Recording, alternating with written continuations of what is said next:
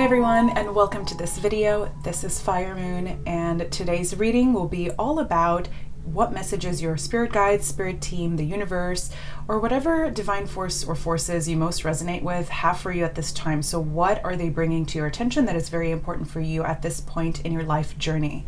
So before we begin, I just want to say a huge thank you to every new subscriber on my channel, as well as to anyone who has been so generously supporting my content. So I truly appreciate every single one of you, and I will be posting way more videos up there in the near future, so please stay tuned for those.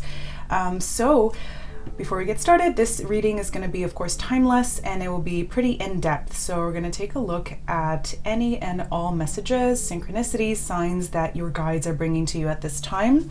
And we will look both at the sort of 5D and higher self messages, as well as the more practical considerations of this situation for you right now. So what should you know about what adjustments perhaps are required in your life that you're being encouraged to make, as well as some encouragement for what you're already doing that's really amazing.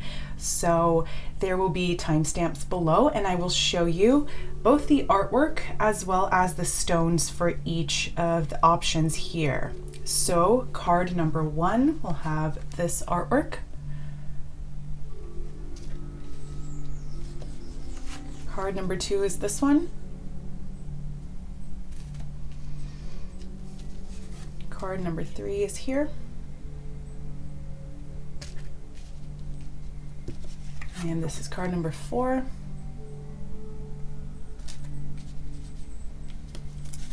And card number 5. So the stones will be, the first one is Tourmaline. Second is polished quartz.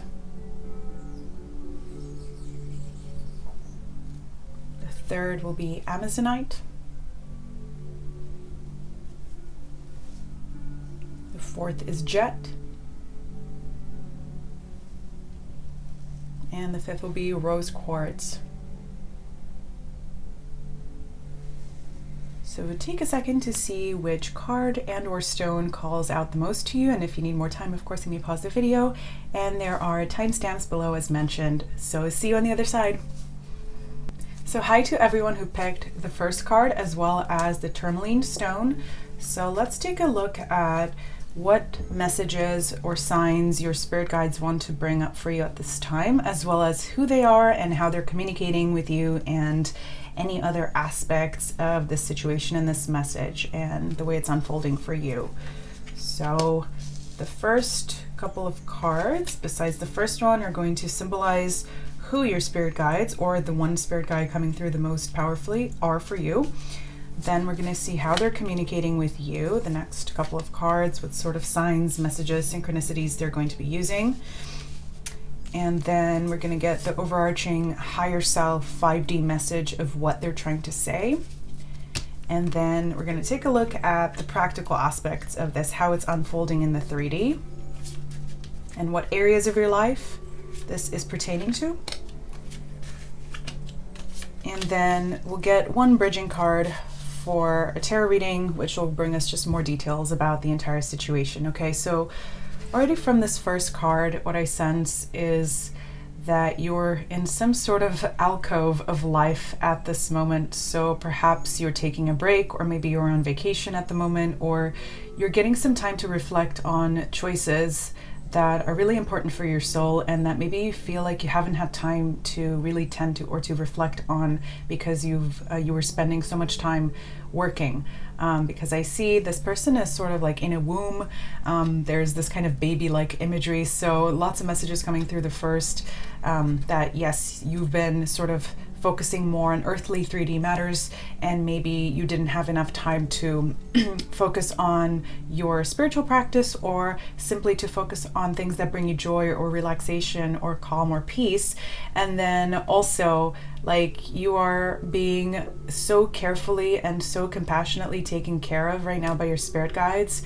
You are literally their baby, and they care so much for you in such a precious way. You are truly loved and supported in an incredibly empathic way at this moment by your guides and your spirit team. And like, I don't know, for some reason I'm viewing these side, kind of sides to this like kind of cave. On this card is kind of wings of an angel. So even though you're this tiny little human here, you are inherently connected to your higher self, as well as to all of the unseen guides, ancestors, connections of a spiritual and soulmate kind that are hanging out on the astral plane, and that maybe have primarily a more 5D spiritual connection with you, whether they are also on Earth, whether they are also meant to come into a physical connection with you, or whether they are actually, passed on, or maybe past life connections, things of this sort. So you have so much unseen, beautiful, high vibrational energy around you, and I think on some level you're aware of this, but at the same time,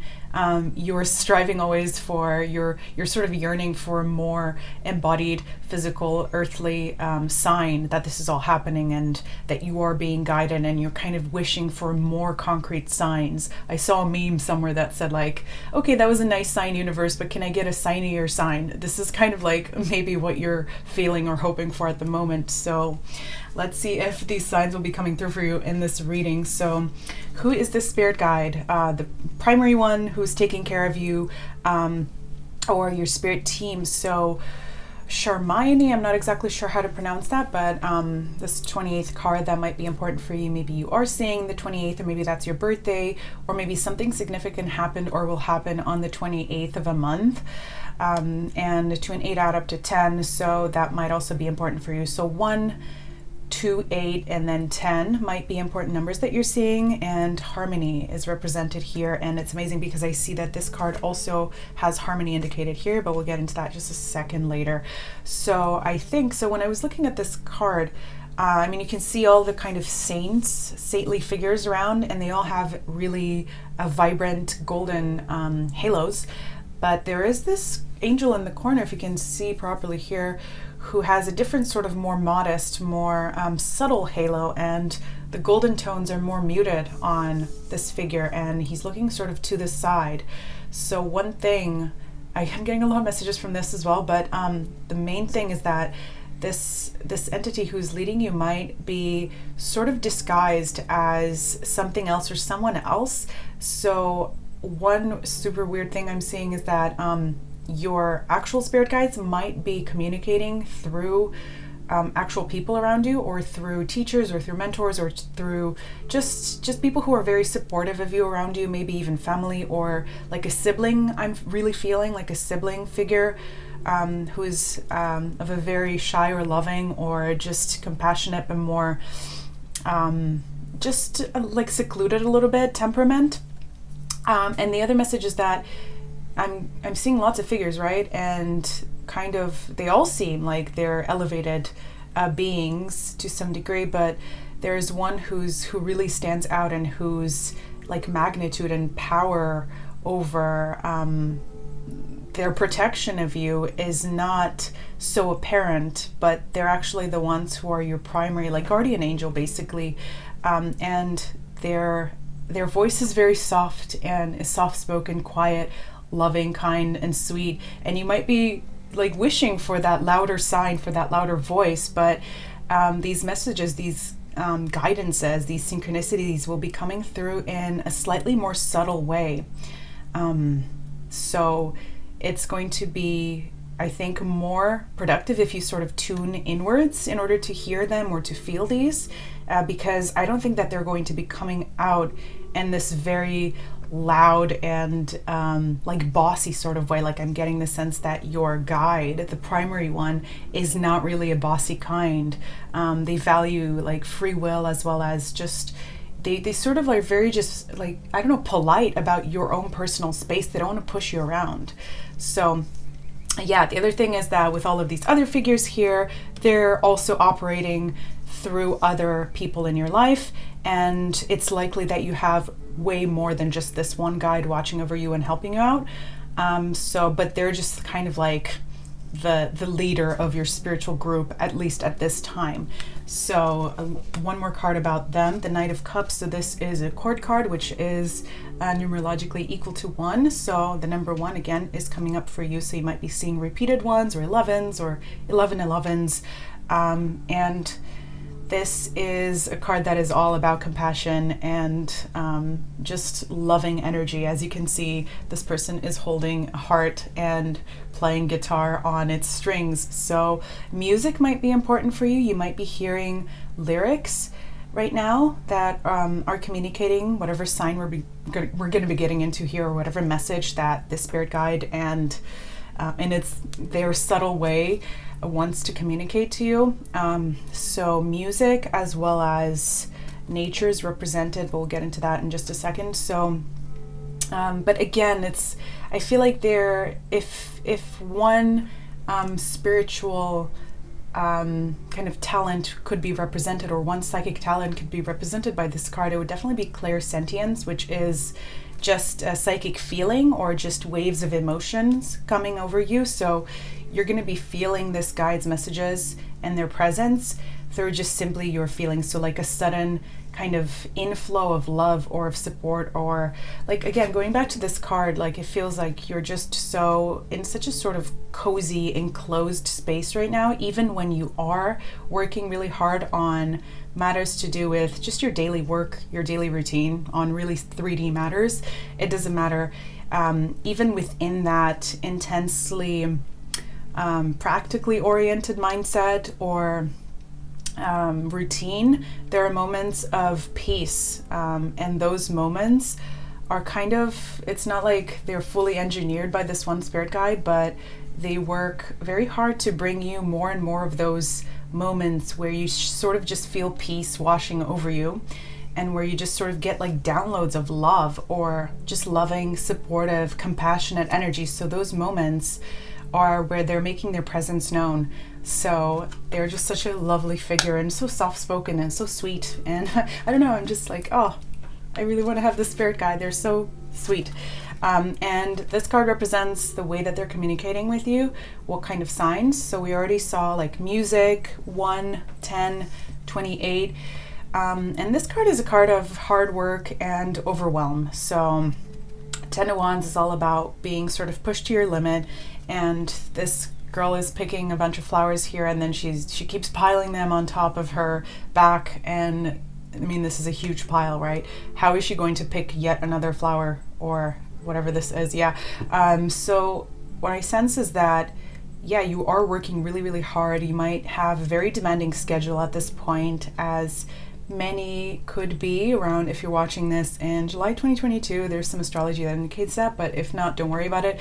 And it's only going to get more intense as the year progresses. But in any case, despite maybe having a little bit of time for yourself, as we've noticed in the beginning, to reflect and to ask yourself things about this choice that you're wanting to make, or these bigger questions about your path, your soul path, your purpose, that you just feel like you haven't had time to make, you're still focused, basically, or forced to focus on accomplishing things, or on gathering some sort of new success, or like saving up money, I feel, in a way that really makes you feel very tired at the end of each day. So it is exactly those moments when you feel the most tired that the spirit guide is there for you to sort of send these kind of surges of energy, of positive, peaceful energy through you, so that you have this capacity to carry a load that feels like it's impossible to carry, because they're actually there also assisting you.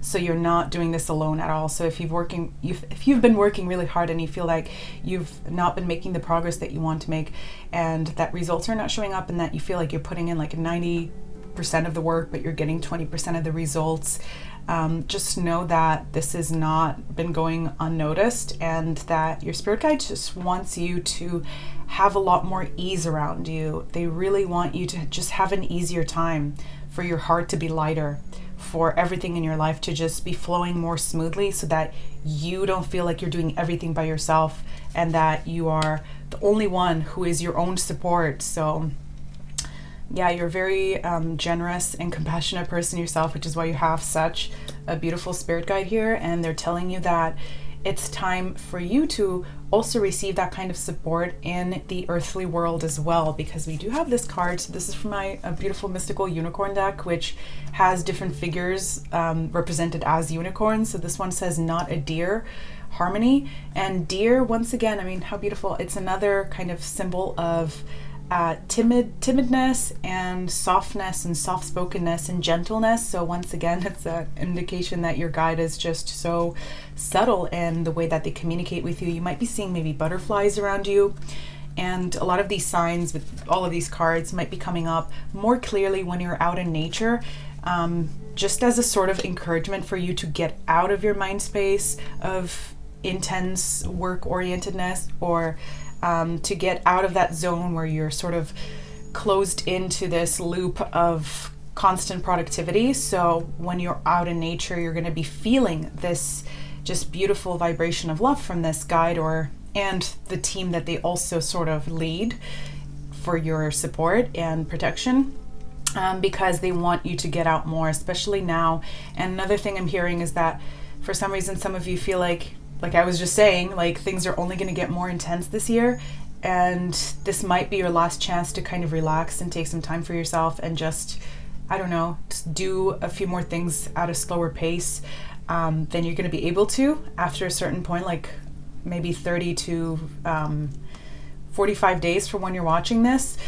And this is a really good time to do that, to go out in nature and to be in a space or in a place that's just way more spacious and that allows you to move more slowly, whether in a mental sort of way or in a physical way, so that you can truly feel the enjoyment that's available for you at that exact moment. And in those moments when you're already being compassionate with yourself and taking that time, moving slowly, thinking about things, reflecting as much as you need to reflect on something or a question or a feeling or whatever, it's exactly those moments when you're going to be getting a lot of these insights and signs and encouragements, because at the end of the day, actually your spirit guide really wants you to take advantage of more of your power and your own insight and your own self-support. Because I feel like right now, you're this person like working really hard, just accepting the burdens that are there in your life, and you're not even questioning whether you should take on them and what part of them you should release, what things you no longer need, or what aspects of that process of working towards your goals or your success is actually unnecessarily difficult. So you have a lot more to tap into when it comes to support for the self. So kindness to self is something that maybe you haven't had time to embrace more of lately. But through, just taking it more slowly, channeling a little bit more yin rather than yang energy at the moment, and being out in nature, especially like around foresty, blooming, flowery areas, although water could also be healing for you, could just help you connect more to yourself, to your higher self, to your heart, so that then automatically you're also more connected to your spirit guide and to your spirit team, who is led by that main spirit guide, who, although subtle, is very, very like motherly and nurturing and so kind and supportive to you in such a powerful way. Okay, so now the message that they're trying to communicate to you is called Soul Gifts in Training. It's time to step up. Okay, so actually I feel like I should read the message in the guidebook here before I go on. So as I was just realizing here, there are some things within that you're not fully tapped into. So whether that is talents, gifts, or just in general self-empowerment or self-love. So let's see what this is about. Okay, these cards are not organized in an alphabetical way, so I always forget how to look them up. No, come on, where are you? Oh, you know what? I don't have a guidebook for that one with me, unfortunately, but this card really talks to me about tapping into your higher self's channels of creativity and pulling from your experiences in past lives, as well as from all of the work that you're doing on the astral plane, and that you're also able to collaborate on with your guides, with your angels, and with other soulmates there, that will be very useful even in practical matters. So channeling that sort of energy, that soul level talent, those soul level gifts, those basically like divine sacred gifts that you have that are only yours, which you can channel by connecting to your truest frequency, your most like just authentic core of who you are. Those things will automatically solve any potential issue or practical 3D matter that you feel is blocking progress in your life at the moment towards the true reality, the most ideal reality that you can imagine and envision at this time, and the thing that you've been yearning and hoping for really deeply at the heart level right now. So this is sort of like the higher self message. We'll see if there's any more to sort of channel for that.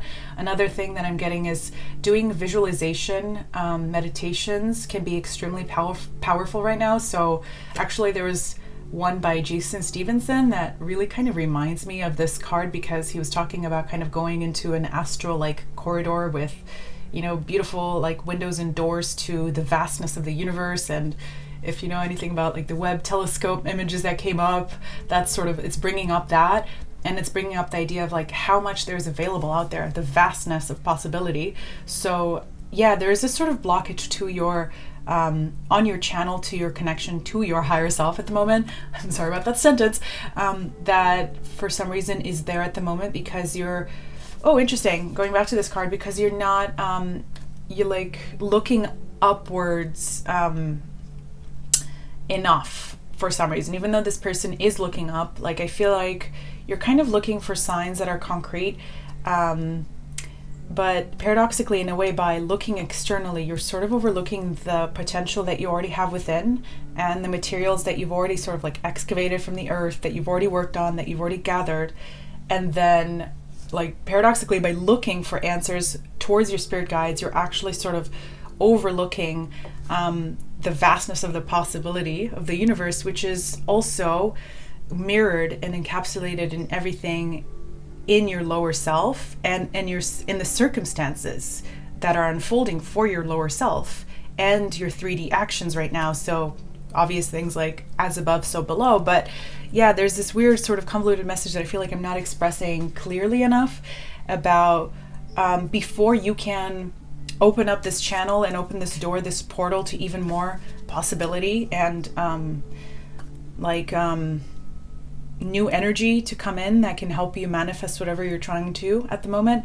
There's still some unfinished business in like making the most out of something that you've already gathered within you, like some sort of work that you've already done, some sort of inner accomplishment or talent or I don't know, skill that you have sort of maybe kind of worked on and like mastered, but not truly, not fully. And I think your spirit guide is really wanting you to connect to that sort of inner hidden treasure chest of ability, potential, abundance, energy, and wisdom, self-wisdom that you yourself have at the moment, that is actually so significant and powerful that you don't need as much guidance and as much external confirmation of things as you think you do and as you're wishing for and asking for at the moment. Okay, so how is this unfolding in your actual 3D life, and what are the further messages of this? So this is a card of like general advice for your current circumstance, and we'll look at the areas of your life that this is unfolding in. So express yourself creatively, start something new. Okay, so what creative pursuit do you feel drawn to? So maybe what I'm sensing, especially because the 6th house of routine and of job, among other things, came up here as well, is that maybe you feel like your purpose or your passion is sort of disconnected right now from your everyday reality and routine. And there was a lot of energy, and there were a lot of messages about that in the beginning of the reading, about how you're sort of overworking and your day-to-day experience is pretty heavy and tiring. So there might be a disconnect right now, and you might be sort of in a place where you're not taking action on that path that you truly want to go down. The reason your spirit guide is there with you, or your guides are there throughout these times that feel the most difficult and the most stressful, is because they really want to help you release a lot of these unnecessary stresses and difficulties, which are actually sort of like distractions from your soul path and soul purpose that you might be. And as I'm talking about purpose, I noticed the North Node, yeah, of course, purpose and routine. So yes, conflict between your actual routine as it is right now and your purpose. So all of these difficulties, if for example you are stressing a lot about finances and you're working every single day to try to guarantee ever greater security in all areas of your life, that's a sort of like root chakra thing. At some points you sort of overthink and overstress about this to such a degree that it actually becomes this addictive kind of mechanism of procrastination when it comes to you actually tending to your goals, to your dreams, because at no point are we going to have any sort of guaranteed, completely like signed in blood, forever and ever, eternally guaranteed security in some or any area of your life. There's always going to be some sort of risk. So by trying to pin down some aspect or area of your life and like basically putting all of your efforts and energy into that at the expense of this dream or this goal or this hope that actually uses a lot of your sacred talents that maybe you feel like you're not able to use in your current reality at the moment, you're disconnecting yourself from that purpose even more, and you're making this path a little bit longer than it needs to be. So for you to get from this point right now, wherever you are, to this ideal reality where you feel like passion and purpose and your daily life and job are actually aligned and maybe even exactly the same thing. So with destiny, yeah, I mean, this is literally the area that it's unfolding in. So how can you make your purpose, your destiny, your actual job, and how can it be part of your daily routine in a way that is just prevalent and repetitive? So even if you feel like you can't, for example, incorporate these soul gifts or these talents, let's say that you are a musician but you're working a job that has nothing to do with that, how can you still incorporate that talent, that skill, that love, that passion every single day of your life, so that you're actually using the energy that you get from that, very like sort of sacral energy, in order to inject that into the job that you're doing, so that the work that you produce is more aligned with your soul, even maybe when it isn't in the 3D, so that the energy of it can attract to it the full manifestation of this alignment between purpose and job, if that makes sense. So using the energy from your creative soul talents and from your actual soul impulses in whatever you're doing every single day, even if it is a task that feels burdensome, like try to use some of that energy, some of that passion, to have that energy in mind, that connection to your higher self and your true authentic core whenever you do anything. And that will help you to come closer to that path of alignment for you. So your spirit guide, this main one, is telling you, and oh my gosh, I was just looking at my candle. For some reason I was staring at this butterfly on my candle. I'm not going to show you because I don't want to burn my altar here. And then I noticed this card also has butterflies. So butterflies, and they're also on this card, so that might be a really important sign for you as well. In any case, so the spirit guide wants to tell you that the place in your life that needs adjustment a little bit at this time is so it's a state change. So fire of water, this is the card that represents that. So where do you need a little bit more adjustment? So let's read from the guidebook, which I actually have for this one, although I might not be able to find this one either for a second. So let me see. Fire of, okay, almost, no, fire of water. Okay, I found it. So as the driving wheel embodies into the flowing feeling of life, all boils away to become something else. Interesting. So we were just talking about basically transforming energy into, like, using a type of energy to transform into something else. So inner context shifts, perspective changes, and new capabilities and situational flexibility are realized. Whether I shift up, down, left, right, or otherwise, I will find that my situation and options have changed, even when nothing else about a situation has. Becoming flexible in my states, knowing how to best use them, find them, and leave them, gives me greater responsibility. Hyphenated. What water that is set on fire becomes something else entirely. Up out of the cauldron, I bubble and rise when the conditions are right, and from here I can make adjustments I could not when I was stuck in one form.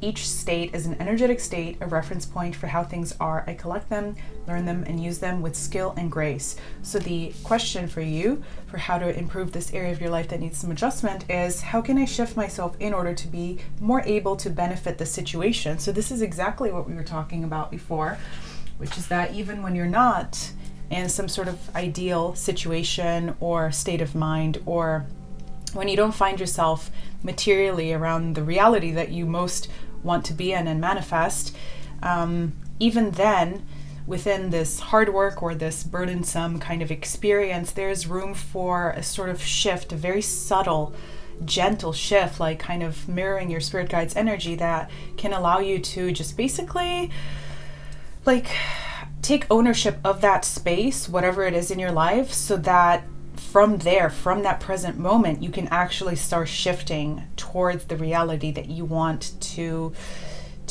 attract in your life and transform yourself into. So, okay, so what they're saying you're doing that is already really good is Earth of Air, so wise craft. And once again, we have the idea of craft, and I feel like basically the message of that would be you are already really, again, that idea of like you've sort of gathered some skills, some talents, some abilities, and maybe you haven't fully manifested them, you haven't fully like worked through everything that you've gathered, like all of the information. Maybe like you've learned something new in a class, or you've taken a course on something and you kind of like didn't finish it, or maybe you're in the middle of sort of using these skills or these concepts to apply them to something, but you still fully haven't. Like there's basically a treasure chest in your life right now, or just within you, like within your own being, that is not being fully used at the moment. And tapping more into that, you could like that's what they're saying with this is you've already done really well at gathering all of that energy. Now it's time to basically use it, to tap within, to channel all of it, the full extent of it, so that you're able to change your current reality to what you want it to actually be. Okay, so now the next card represents sort of the bridging energy to how you can make this happen, or how is this entire situation going to be unfolding in your life, and how can you make the most out of these signs and messages that your guides are sending you. So 3 of Wands, planning for the long term, abundance from past choices, pride in the success of your labors, be patient as you decide what's next. Okay, amazing, because I feel like you've already done so much work in the past, and this is maybe why you're wishing for some confirmation at the moment, because you don't feel like it's fully manifested. But this is a really, really positive message that none of the things that you've done so far are going unnoticed, and that none of them are useless. And it's okay. Let's just shuffle properly first. All of these things are really like secret sort of treasures that you've racked up that have yet to fully manifest. Just because they're not doesn't mean that they're not going to. And I don't think it's going to take very long for this to start happening in a tangible way, in that more earthly way that you're wishing for. It's just that there's a little bit more planning and adjustment for you to do. And it first starts with taking full stock basically of what you've accomplished, what you've gathered during this time. Like maybe even making a list, writing a journal, something like that, that basically just shows you very clearly that it actually, reveals to you all that you've gathered, all that you've accomplished, all that you've learned, basically. It's sort of Saturnian energy, what I'm feeling. Like you've maybe been in very Saturnian energy, and now you're wishing for more of that, like Jupiter expansion, blessings, abundance, for that like inflow, that very free and generous inflow of actual results. And this is absolutely coming, because anytime we have a Wands card, this is the fastest moving energy in the tarot. So from anywhere from like 3 weeks to 3 months, you're going to start seeing really, really clear results of this thing that you've been wishing for. But it starts with this adjustment, right? To a clarification of your aims, of what you want to manifest. So like, maybe clarifying to yourself how you want to actually receive this reality, where your purpose is aligned with your work and where your passions have basically center stage in your life. And taking stock of all of the really important things that you've gathered, whether that was lessons, negative or positive, whether that was skills or accomplishments, or okay, you know what? All right, we're going to take these 3 so far. So the tarot is just going to give us a few more messages that we need to know. So the Star, Ace of Cups, King of Swords, and let's get one more card here. Okay, and 10 of Pentacles. Okay, wow, interesting. So, and the Wheel of Fortune, which is interesting because for some reason I thought this was the Wheel of Fortune. I don't know where card, but let's make more room for that one as well. So, wow, okay. The Ace of Cups and King of Swords and 10 of Pentacles. So some of you have been wishing for a really long-term, beautiful kind of power couple partnership, as well as maybe like a home, or starting a family, or maybe establishing roots or something like that. And maybe some of you have been wishing for healing with someone, especially like masculine presence because of the King of Swords. Where there maybe wasn't a lot of emotional communication here with the Ace of Cups, and the star represents healing as well as just more possibilities and opportunities, increased blessings and possibilities. So wow, this is such a positive reading, because with the Wheel of Fortune does not always indicate, it's not necessarily synonymous with good luck. It just means that circumstances are going to change. But in context of every other card here, this is definitely a change for the better. Things are turning, they're going up. You're going on the upswing right now. And you have yet to, like, basically, yeah, with the 10 of Pentacles and the Wheel of Fortune, 1010, again, that's another number that's really important for you. Or rather, that's a number that, once again, is coming up as very important to you. This is the ultimate goal. This is the ultimate situation that you are working towards right now, whatever that is in for you, whether that's career, whether that's love, whether that's both, the connection of the two together, whether that is something to do with this very, very unique hope or wish or dream that you have specifically about these passions, these purposes of yours, or this one thing that stands out to you. Because here we say planning for the long term. So this is maybe why, okay, I get it, it's so obvious. This is why you haven't seen full manifestations of things so far, because right now you're in a state that is temporary, that's transitory. You're like, right now, the circumstances in your life, you don't want all aspects of this to be what is perpetuated long term. You actually want a transformed version of this state that you're existing in right now, whatever area of your life that is relating to. And in order for that to happen, a few things need to shift materially around you, but it's all going to start energetically, so that when you receive these things, you're going to be in this place where you're able to feel rooted at the highest and strongest possible level, in a way that also heals this potential overcompensation through hard work that you are manifesting at the moment, which stems from this feeling that like you don't feel completely grounded and rooted at the moment. Like, for example, if you have been trying to manifest your ideal home, and you're living in an apartment and you're renting it, and maybe you're not even in the city that you want to be in, but you keep like buying furniture to sort of evoke that state of your permanent home where you feel cozy in this beautiful way that came up in the first card, and in which you feel abundant, you're sort of like living out the free trial of this dream that you have.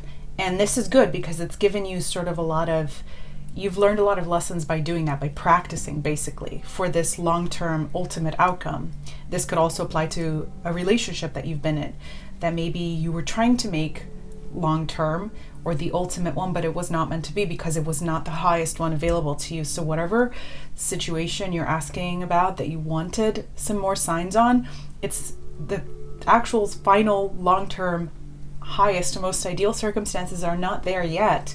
But this is because they're coming to you in divine alignment, so that when they do come, you're able to take them, and for them to become the stable ultimate part of your reality, so that there's nothing that's shaky about your own foundation in life, your own energy, and so that you're therefore able to welcome them with open arms and fully invest in what you're receiving. And continue living life in a way that feels, really blessed and aligned with your highest purpose and dreams. So let's get one final message here for you.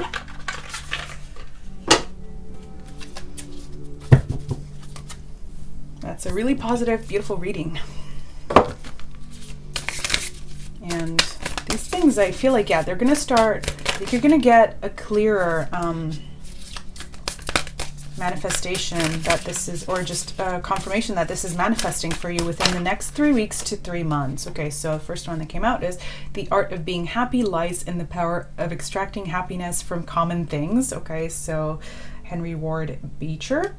So that's a little really nice quote. And once again, we have natural imagery there. So it was also similar to that message that came up a couple of times before, where even when a situation is not ideal in your current moment, there's still something about that state that you can take ownership over, so that you appreciate the things about it that are good, so that you can attract more of that exact energy back in and magnify it. Okay, another one, get lost in a daydream. Okay, so especially with the star there, yes, visualization, really important for you right now. Maybe set up even 5 minutes every single day for you to meditate on this shift that you want to create in your life, whether it is attracting a reality that gives you that very stable home, or that environment that feels really supported and loving and ideal to you, or that long-term partnership, or just that change in career that makes you feel that you're able to use your highest talents. So let's get one final little mantra here before we close the reading.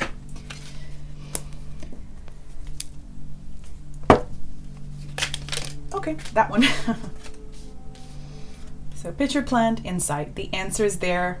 The answers are there for those who look. Okay, so you have a lot more wisdom within that you're giving yourself credit for. And even when you do seek external signs and you feel like you're not seeing them, just remember your main spirit guide communicates through feelings more abstractly and through very subtle just energies, rather than really blaring kind of neon colored signs. So just listen within, go out in nature, try to carve out for yourself really peaceful, calming moments, even within the most hectic possible day. And just those tiny little moments of peace strung together after so many days. Just imagine if you set that aside for yourself for maybe like 30 days. And if you engage in that soul activity, that soul purpose work and talent and skill every single day, even for those 5 minutes, just imagine how much you can do after 3 months or something like that. Okay, so that's what I'm seeing for you. Card number 1, thank you so much for watching. If you are interested in a personal reading, I do have my Etsy linked, so check that out. And I hope to see you back here some other time. Have a magical day. Bye.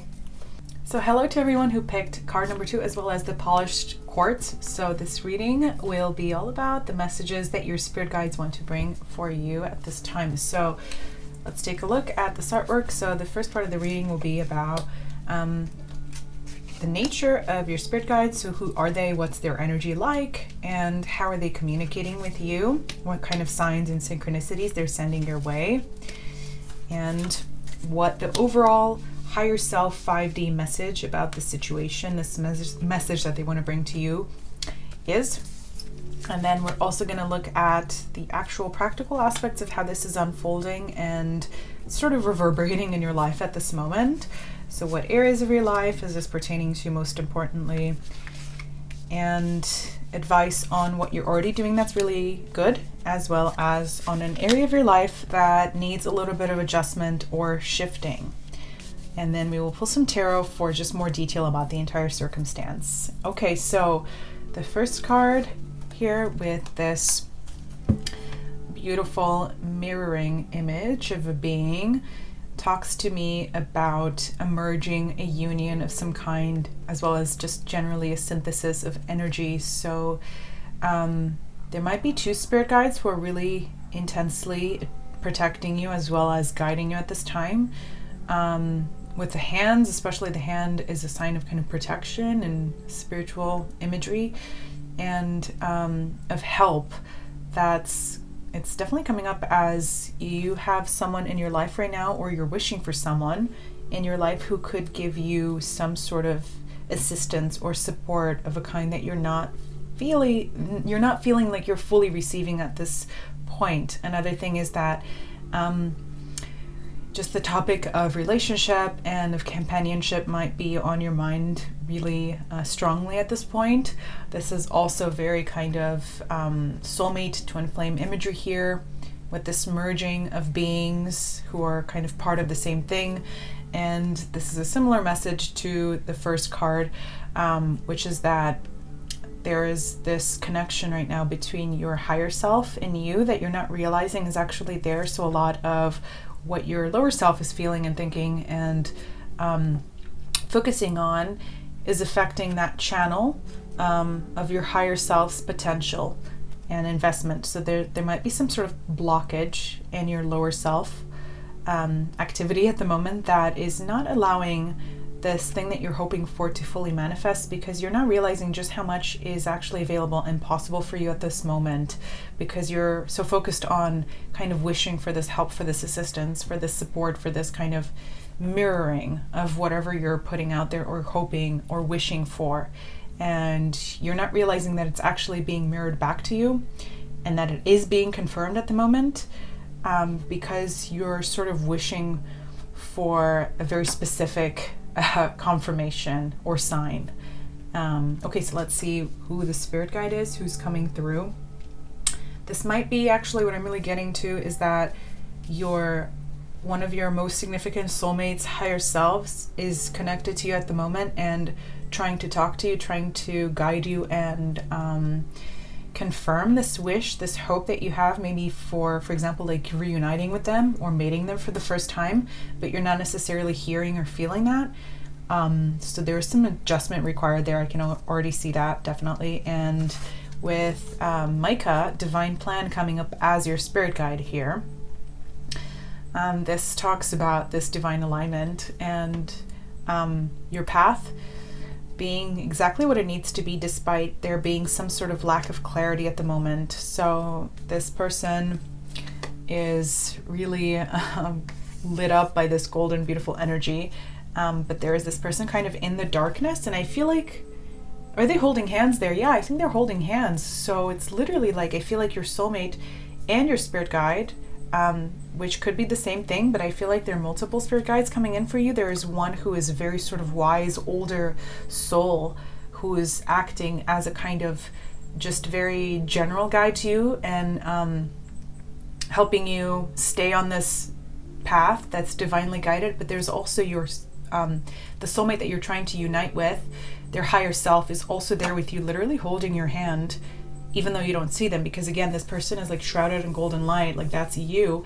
And this spirit guide is there in the dark and they're holding your hand, but you don't necessarily register this. Hands are very important in this reading. So support, relationship, partnership, companionship, as well as mirroring energy. So wow, okay, interesting. 4 of Cups, I'm going to get to that in a second, but so they're coming up as Page of Pentacles. So this is interesting because I did say the spirit guide was a really old soul, but they may be sometimes weirdly manifesting through the words that children say around you or that younger people say around you. Dragonflies might also be important to you, or insects of this kind of dainty nature that are pleasant and cute, not the ones that you don't like. So they might, for some reason I'm feeling like a lot of their guidance or support is coming up through words that are spoken kind of casually by others, especially younger people, or people maybe that you are very casual acquaintances with, or even just friends who are younger. And you're not necessarily like thinking about those words or those messages as coming from your spirit guides, but you are always sort of like affected by them in a positive way. Like you like something is said to you by one of these people and you're like, okay, that's interesting, that's actually really helpful in a weird sort of way that was maybe not intended to be helpful, but that's making me think of something or someone or some sort of solution to what I'm asking about, or it's weirdly making me feel encouraged, like that one thing that was said. The way that they're communicating with you with the 4 of Cups here, wow, this is another such synchronous message, because you see, I think this is a goose or swan, I'm not sure, but they're holding up an umbrella, and this person here feels like it's all darkness all around them, even though there's so much light around them right here in this picture. But this umbrella is like an umbrella of sort of gloom and doom, because they're like not seeing what's available to them. The Four of Cups is a card of you're not seeing the offer that is being made to you, or you're not seeing some sort of potential or some sort of positive thing in your life that's actually there, because you're focusing on what isn't there at the moment. So maybe you're feeling like this absence of a person, of a partner, of someone who you want to be there. You feel that very strongly, but you're also letting it eclipse the other things in your life that are really good. So maybe like friendships, for example, it came up there. Maybe you're not really fully realizing just how fulfilling and beautiful and nurturing those connections can be. And those people are actually supporting you and helping you a lot, and they love you very, very much. But you're not necessarily like, you're so focused on this other connection or this other person that you want in your life, that those other things are sort of being eclipsed at the moment. And it's sort of the same way with your spirit guides, guidance and messages and support at this time.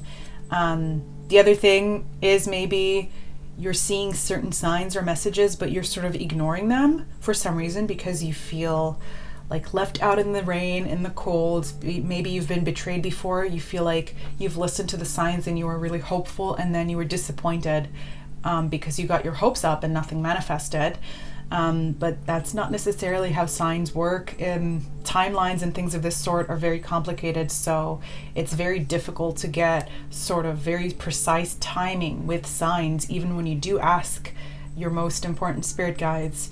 It's always going to be sort of cryptic and abstract to some point, the signs that they do send you. So you could ask for a clearer and more precise sign, but I feel like that's besides the point. The more of those concrete signs that you ask for, the more you're overlooking the fact that actually right now in this very moment, there's a lot of beauty, abundance, and love that you could tap into, so that the things that are missing that you would want there to be in your life can be attracted by simply magnifying that energy that's already there. So yeah, definitely getting a lot of energy about past signs not having manifested for you, even though you listen to them. But sometimes the divine plan is a little bit more windy, and it's a little bit weirder and more unpredictable. And there are moments where there are just sort of pauses in clarity, and you don't necessarily always know exactly where you're going. Like, yeah, definitely this sort of dark and light metaphor is coming up a lot. So maybe there are patches of light where you feel like, yes, I believe this and I feel supported and I feel like I'm going in the right direction and I'm feeling all the signs and I'm being guided and I know for sure that this is the right path and that this is all spiritual truth and that it's being communicated to me in this compassionate, beautiful, spiritually aligned way. And other moments where you feel like no one is there supporting you, like you feel like your spirit guides have like left you completely, like maybe you imagine the whole thing, maybe there are no such things as soulmates or twin flames, or like there is no spirit team, there is no one watching out for you, but that is so not true. Those moments of darkness or of patchy kind of shade are meant to also teach us to rely more on our own intuition and our own conviction, so that we don't need to be held by our hand the entire duration of the journey. And sometimes the more brave you are in those moments of shade and darkness and uncertainty and like lack of clarity, the more rewarded you get when you finally pass into the stage of light once again, because you've learned that much more about life and you've gathered that much more wisdom by actually tending to your own energy and relying on your own strength, wisdom, and self-conviction during those moments, rather than always looking outward for some sort of pat on the back that you are going down the right path and you are doing the right thing. So yeah, with Yeti card here, representing more of like how these signs are manifesting in your life. Not a Yeti, strangeness. So this is from my unicorn deck, which has different creatures represented, all of them as unicorns. Look at how cute these are. They're kind of like tiny little kitten Yetis with unicorn horns. Wow, okay.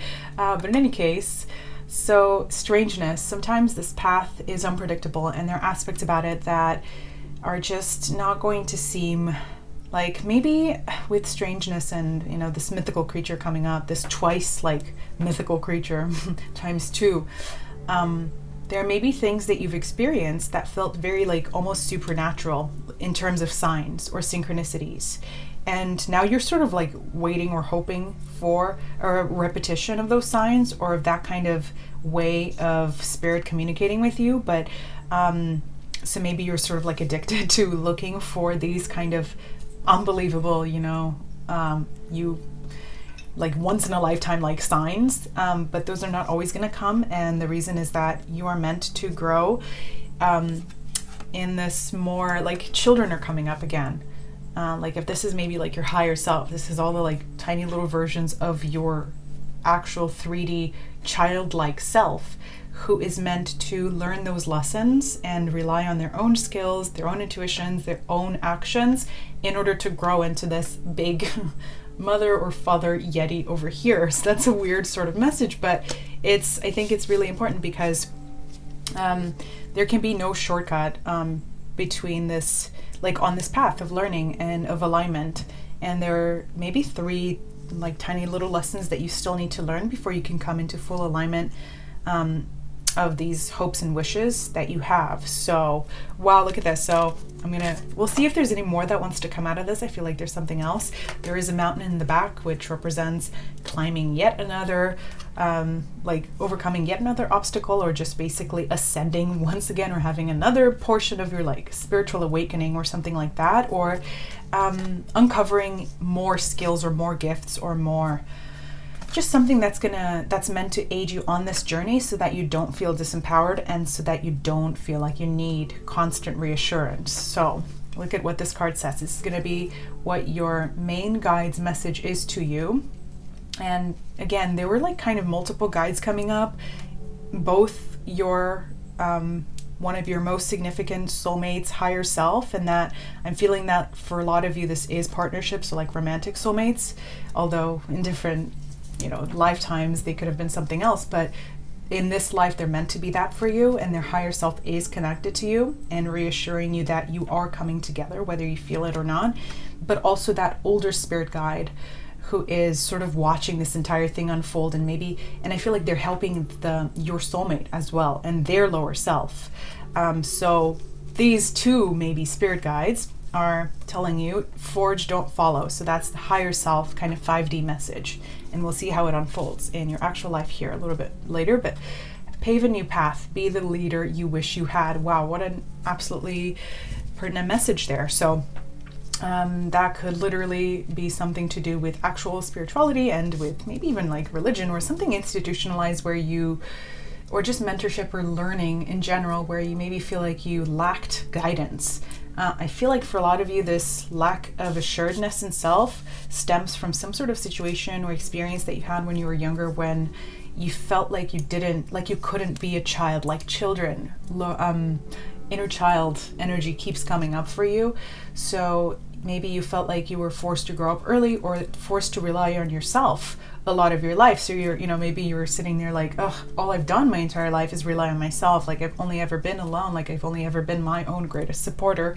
So I don't want to be the one who keeps doing this. Like I want some external help, someone holding my hand, someone, mirroring this energy back to me, mirroring this support back to me. But first of all, this is happening behind the scenes, like your hand is being held by your spirit guides. And second, sometimes that switch in experience from one of feeling alone and like you are unsupported to feeling in alignment and loved and nurtured and cared for also in an external 3D way comes from really committing even more fiercely to being your own greatest possible supporter. Because think about it, maybe you have supported and helped others, maybe you were forced to be very responsible and to take care of yourself, but were you actually your own true soul supporter at the soul level, where you said to yourself, I believe in your dreams, I believe in the things that you most desire and want, I believe in your purpose,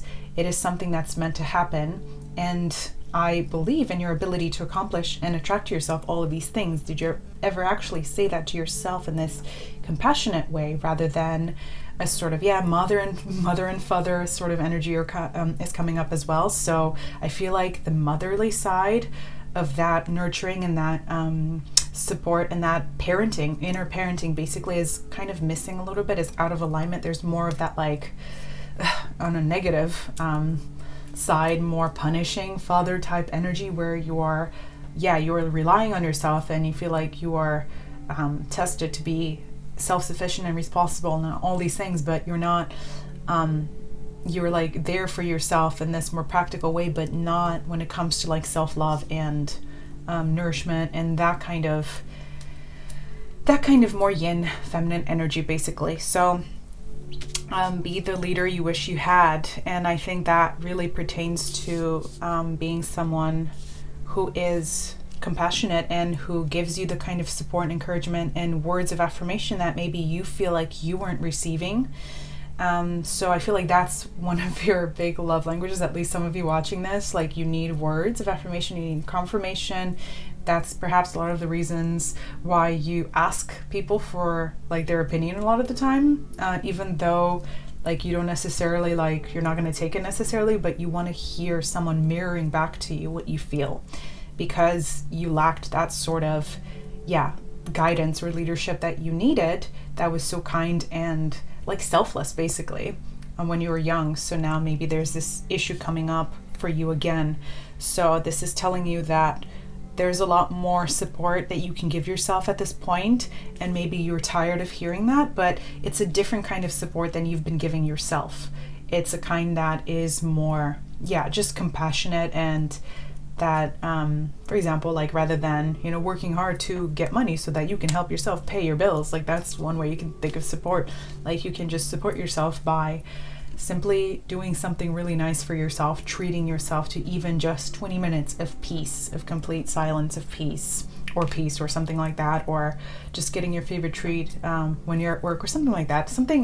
It doesn't have to be something extravagant. It can be something really modest like that, which then will perpetuate a feeling of gratitude for that specific moment, so that you can recognize more of the support that you do have around you, especially with friends or younger figures. And then that makes you feel more lighthearted and like you are less alone on this path. And by doing all of that, then you're also going to start to be able to sense the presence of your spirit guides and of your soulmate's higher self, who you are calling in at this time, because I get that really strongly for you for this card and pile. So now let's see how this is unfolding in your actual life. It's the first card of advice on how to make sense of this in the 3D and your actual life circumstances is: when peace is your priority, negativity cannot exist. How can you see through the eyes of source energy and prioritize your inner peace? So that's exactly what we were talking about.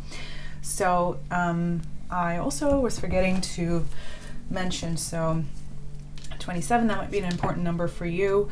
32 here, that adds up to 5, so that there is some change required in your approach to like how you split up your time every day for some reason, so that it is more spiritually aligned. Because 27, they add up to 9, and that's the number of spirituality and of completion, which tells me that this cycle, this reality right here that you're in, where you feel like you're constantly going through patches of darkness and light, like lack of clarity, and then extreme confirmation, and then absolutely nothing for a while.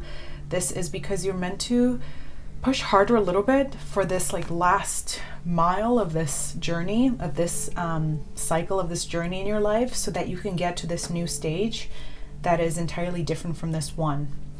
And this starts with shifting your energy and basically experiencing right now, in this moment, the exact frequency of that reality that you want to have as your daily norm. And that could pertain to anything, whether career, whether finances, whether just general, like your feelings of abundance and prosperity, or when it comes to partnership or relationships, like literally just being in that energy right now, assuming that energy, that you already have what you want exactly. And that will have to just start from these moments where you're carving out peace for yourself, and where you literally become your own greatest supporter in this way, where you just basically allow yourself, you give yourself permission to just exist in peace. Because from a lot of this sort of like, I'm feeling like there's a lot of stress in your life, a lot of maybe working hard towards something more practical, but then in the moments when you're not doing that, when you're not spending your time on work, there isn't like peace. There's just kind of emptiness. And that's what I feel like you're really wishing for, that time, that space to be filled with this connection that you're really hoping for. But that moment where it feels like nothingness or absence or active absence is there, that can be filled with peace or enjoyment or happiness for that exact present moment. So it all starts with shifting energy from that Four of Cups sort of standstill moment. And then that's going to attract this manifestation of change in your life where you are aligning with this really important soulmate for you. Okay, so this card is going to signify what shifts are required of you right now and what your guides are saying are in need of some sort of adjustment. So what area of your life or what aspect of your life? This is the area of your life that it's unfolding in. This is the card that says what you're already doing that's really good. And this will take us to the tarot. So that's our channel into that. Okay, so I'm going to read from the guidebook for this card. So it says Spirit of Air, Immune System. So I'm already sensing where this is going. So this is, yeah, you need a little bit more. Okay, where is it? Let me actually find it first. Spirit of Air. Oh, 1 second. Yeah, okay, so as the spirit of creativity embodies into the interconnected intelligence, the protective power of choice comes forth. Protective energies, consciously changing patterns, rewriting creativity, and being direct with oneself. This card is both the presence of guardian energies, yep, and the decision to adjust our own old guardians in order to find new creative results. Normally at play in secret, the creative immune system becomes starkly obvious the moment I attempt to create beyond my current patterns. Such attempts may trigger suffering, the opposite of my desires coming to be. Yet if I make a direct communication through resonance, my guardians will adjust in order to allow these new paths to open. So your inquiry is, and this is good for journaling, am I being clear to myself about what I prefer and willing to become the one that can receive it? So that's what I was feeling there for. There's some aspect of your life, some things that would still need adjustment before this new reality can set in. And once more confirmation that despite you not always feeling it, your guides are always with you. But specifically with the immune system coming up, so there are some shifts that are required when it comes to your routine. Maybe you're not necessarily aligned with your healthiest circadian rhythm right now. I can't speak anymore. Maybe you're just not sleeping enough, because I'm seeing this kind of moon here.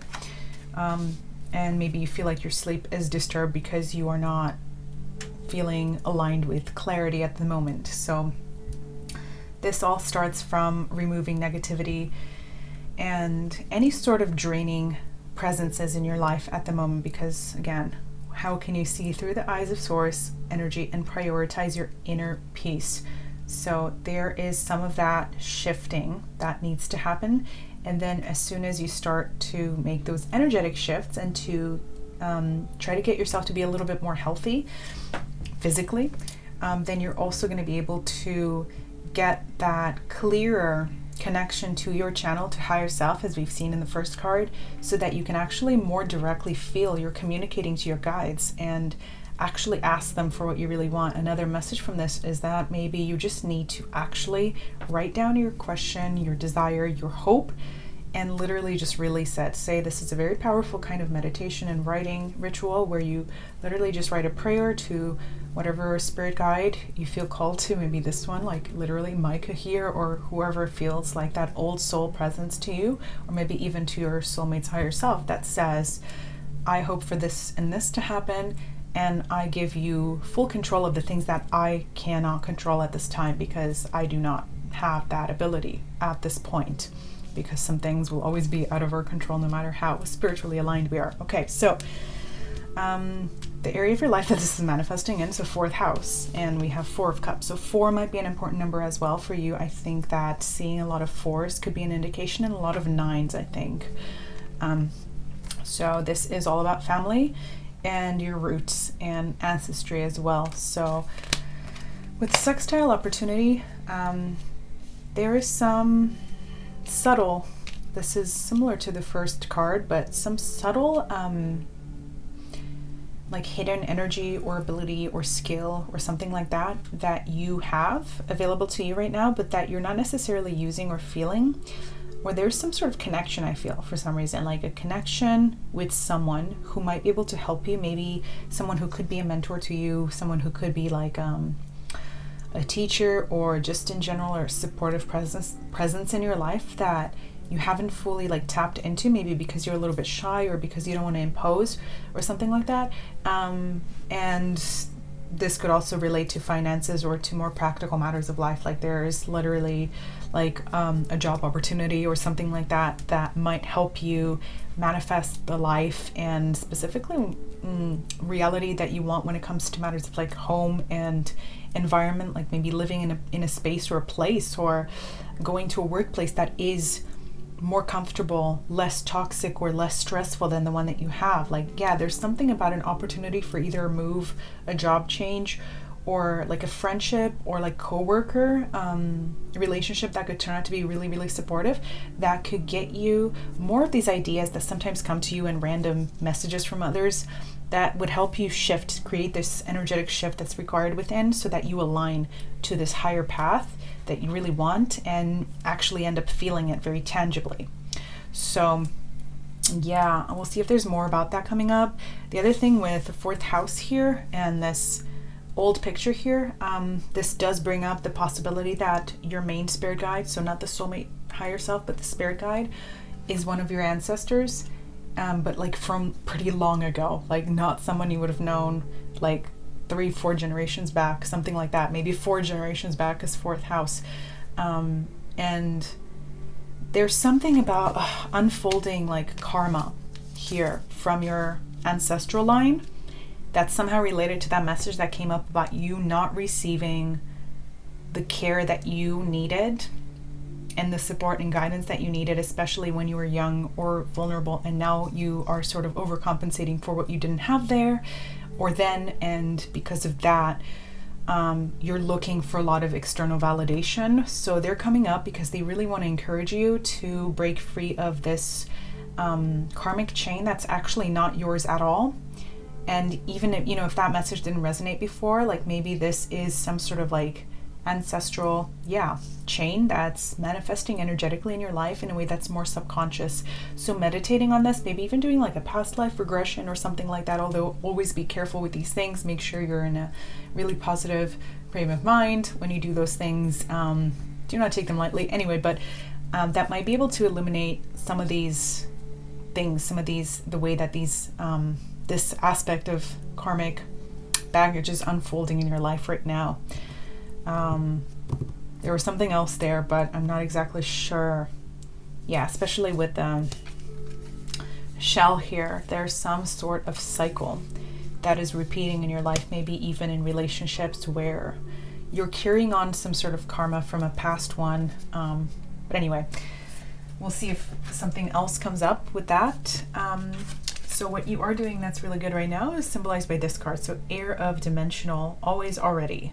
So more repetitive imagery here and more tiny self to higher self energy. So little child to adult, like this, the little Yeti children here and the big Yeti, and then the childlike figure speaking words of wisdom from your spirit guides, and then the older spirit guide holding your hand. So lots of like age metaphors and energies. So that could be something that you're also concerned about. Maybe you're worrying about your age and like being of a certain age and not having something that you think you should have at this time. But this is telling you that there are no timelines and that you have always succeeded at the life path that you set up for yourself, whether in higher or in past lives or in previous moments in your life, whether you think so or not. And right now you're doing exactly what is needed, even if it doesn't feel like that, even if, this path feels strange and winding, and like there are all of these points where things feel completely hidden and out of view. You are always embodying the wisdom of your past selves, as well as past lives, as well as ancestors. So you've learned a lot of lessons already, and There is wisdom right now in exactly this moment of your life. There's nothing that you need to strive for. In fact, it's more about release and surrender at the moment. So let's see what the more specific aspects of the circumstance are for you. So this is the bridging card. So King of Swords. So intelligent, impartial, respected, stoic, receiving wise advice.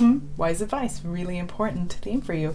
Remain objective and fair-minded. Public speaking, communicate clearly, unemotional relationships, or being emotionally unavailable. So yeah, maybe you feel like you are being kept at arm's length by someone, or by someone that you would want more love or recognition or just reassurance from at the moment.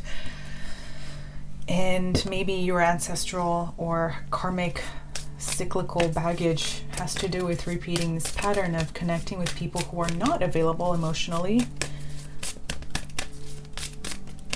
Or maybe with, for some of you, older people or something like that. That keeps coming up, right? Okay, let's see. Ace of Pentacles, the Magician.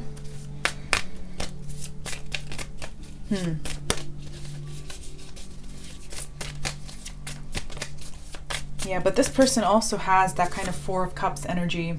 They're sort of stuck in thought, and they're not necessarily thrilled about life. There's, yeah, emotional neutrality is something here that's really highly indicated for you. So maybe, yeah, you're wishing for that more glittery magical, and we get the Magician here, sort of confirmation of something that you're asking about, which you would have hoped would be more mystical, or unfolding more mystically or tangibly in your life right now, especially with the Ace of Pentacles. But there's some sort of message or like piece of wisdom that you're not fully hearing, but that is kind of like being communicated to you in tiny little pieces here and there. Okay, let's see what that's about. Seven of Swords. Gosh, for some reason I thought that was going to come up. And the Fool. Okay, wow. So yeah, you definitely, this is a message. Going back to that message from the beginning of, you feel that you've been disappointed because you listened to some of the signs that were given to you, and you feel betrayed because they did not fully manifest or something like that. Or maybe, for example, like you received signs from other like tarot readings or something like that, that a certain relationship was like the right one, and then that person ended up betraying you, and now you're sort of like mad at spirit or at your guides, and you're feeling like, I'm not being supported, I was not shielded from that, I was not, you know, helped out, I was not told these things, I was in fact encouraged to do that. And the fact that maybe you did experience this negative lesson or more difficult, harsh, emotionally harsh lesson was actually a form of rejection as protection, so that you may actually not repeat those cycles anymore, so that that cycle of toxic relating could end with that connection. And two, it was not your spirit guides who betrayed you, it was not the universe, it was not your angels. And maybe, yeah, because the Fool and the Seven of Swords, anytime they come up together, it's like the feeling of being taken for a fool or something like that, or feeling disempowered. And I feel like for a lot of you, the reason why you are asking for so much reassurance, either from spirit or from others around you, is because, you know, you were betrayed in the past, and you feel like you're not sure how to recognize something that is positive in the future. Like, how do you know? How do you have that complete guarantee that it will not repeat again? But this is about trusting yourself. With the Magician, that's in the typical tarot, you see a person who has access to the Pentacle, the Sword, the Wand, and the Cup. So they have all elements available to them, which means that they are sort of master manifestors. They're also, another thing, able to live a life that is balanced, that has all focuses that make for wholesome life available to them. So not just matters of relationship, but also of career, not just career, but also personal happiness, and not just that, but spiritual practice, so, and many other things. So this is a reading that encourages you to start shifting away from this mindset of sort of like disappointment, which is of course hard to do. I can't just say stop being disappointed, stop being sad, or the card that I feel is sort of missing is like the Five of Cups a little bit, although Four of Cups is more the neutral version of it in my opinion. So it's not just about like stop being disappointed, it's telling you that there's this new path that's going to open up for you soon, but there are some things that you need to sort through when it comes to this like karmic repetition and cycles in your life. And you can start, I think one really good way to do that is journaling. So with the Two of Swords, more sort of confusion and not knowing how to move forward or how to get out of this, what feels like basically a rut emotionally. So let's get some final couple of messages here. There's a lot more inner power that you are not fully tapped into right now, and one thing that could get you more hopeful is shifting something about your work, or just simply investing more energy into not relationships, not these things that feel unsolvable to you, that you don't feel like you have complete clarity over, but doing something with your work that is new and that's different. Like again, with this forge, don't follow. Be the leader you wish you had. Be the creator you wish you had. I feel that's also important. Like it's going to be very empowering to you if you do something that is completely your own. For some reason, I feel that, like maybe even starting your own business, something like this. And it's not just going to take away, your attention to this matter that feels unsolvable or negative right now, but it's also going to just really connect you to your highest potential, because you're going to realize just how much more powerful you are, and just how little any of these potentially negative relationships actually took away from you. Because I feel like some of you are saying like, this experience, this connection took away my power, took away a part of who I was, and took away my happiness, like my belief in self, in magic around me, in love, things of this sort. Like none of that is true. All of your power is already there and continues to be there. Like, oh, like this says always, already. It's always there. So our final messages, we got 3 cards, so I'm going to just keep them all. Be faithful in small things, because it is in them that your strength lies. Okay. And then this one, to make a prairie, it takes a clover and 1 bee. 1 clover and a bee. And reverie. The reverie alone will do if bees are few. So beautiful Emily Dickinson poem there. And then run free. Lots of beautiful yellows. That's kind of solar plexus energy. So that tells me once again that there needs to be some more like an upsurgence of like self-confidence in your life right now. But both these cards say something pretty similar. So don't underestimate the impact of something really small, whether, treating yourself to that really small thing one day that then creates this chain of happiness in your life and opens up this new kind of, that new channel to your higher self's power, which then makes you feel like you are capable of doing anything you want.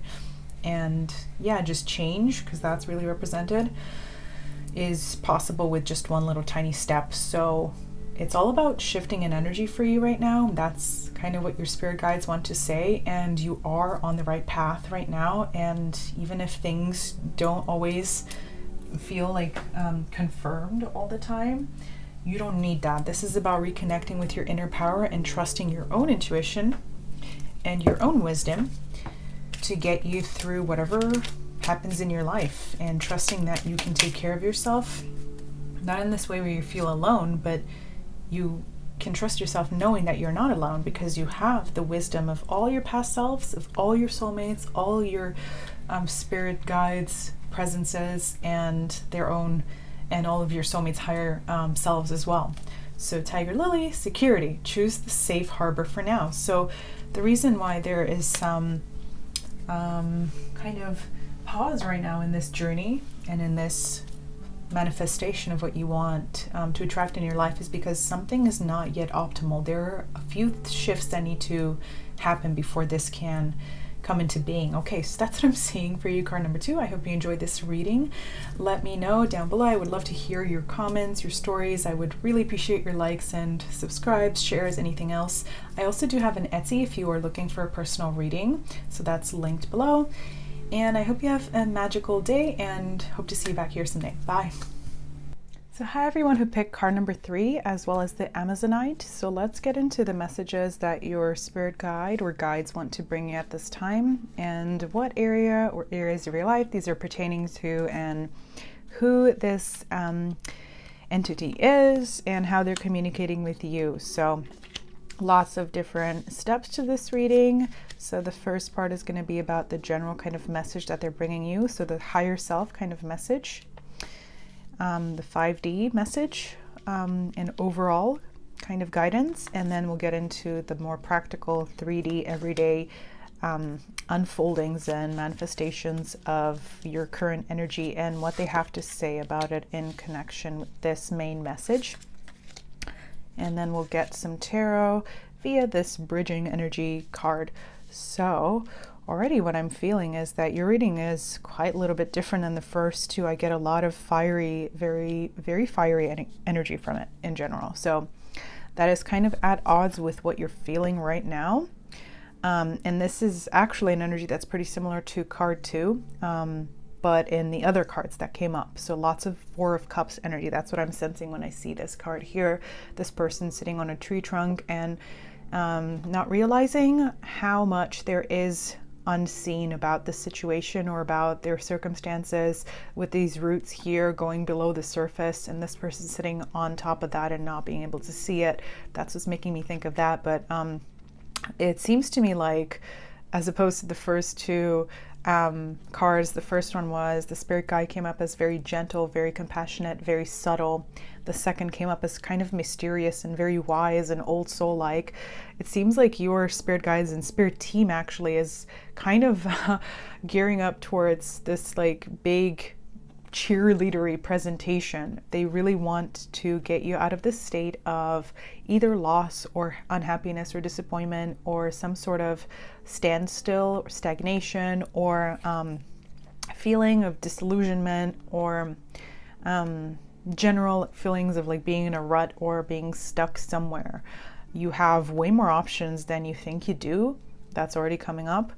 And there's a lot more that you can look forward to. So definitely sensing that you've had a recent disappointment or loss in some area of life, or maybe multiple. Maybe when it comes to partnership or something like that, that just because I'm looking ahead and I can see what these cards with the area of your life that's being indicated are. But in any case, we'll get to that. So awakening, yes, this is the card that represents your actual spirit guide. So Remliel, I'm not sure if I'm saying that right, but 29, that might be an important number for you. And 2 and 9 add up to 11, so 11 might be very important as well. It's a master number. And awakening, like again, very fiery sort of energy, and this connects to this other card, which also represents your spirit guide. So it seems like, yeah, they're literally like trying to jump through hoops to get your attention and to encourage you, to make you feel like you're empowered again, to make you feel excited and happy and hopeful about the future, because wow, lots of messages coming in this reading and it's moving really fast. So that's why I'm having kind of trouble like speaking, because it's all sort of going forward very quickly and everything connects to everything else. You're feeling disillusioned, as we were saying, and you're not exactly sure what choice to make. With the 7 of Cups and not a swing choice, this is all about you being confused right now. So these guides here, I mean, it seems like some of them are kind of like holding hands. There's someone who's blindfolded here. I'm not sure if you can see over there. And there's some people kind of in the ground. I mean, this is bringing up like Judgment card in the tarot imagery, which is all about resurrection, literally gathering, ashes and turning them into life again. So this is what it might feel like for you at this time, or what it's going to feel like in the near future, because your guides are working very hard to get you off the ground, to get you to come out of your shell, out of this state of disappointment, of giving up. They really, really don't want you to give up, because something is going to turn. There is like your luck is really, really going to change very quickly and very powerfully in a very fiery way at this time, because there's just so much. Like I feel like it's not just one guide.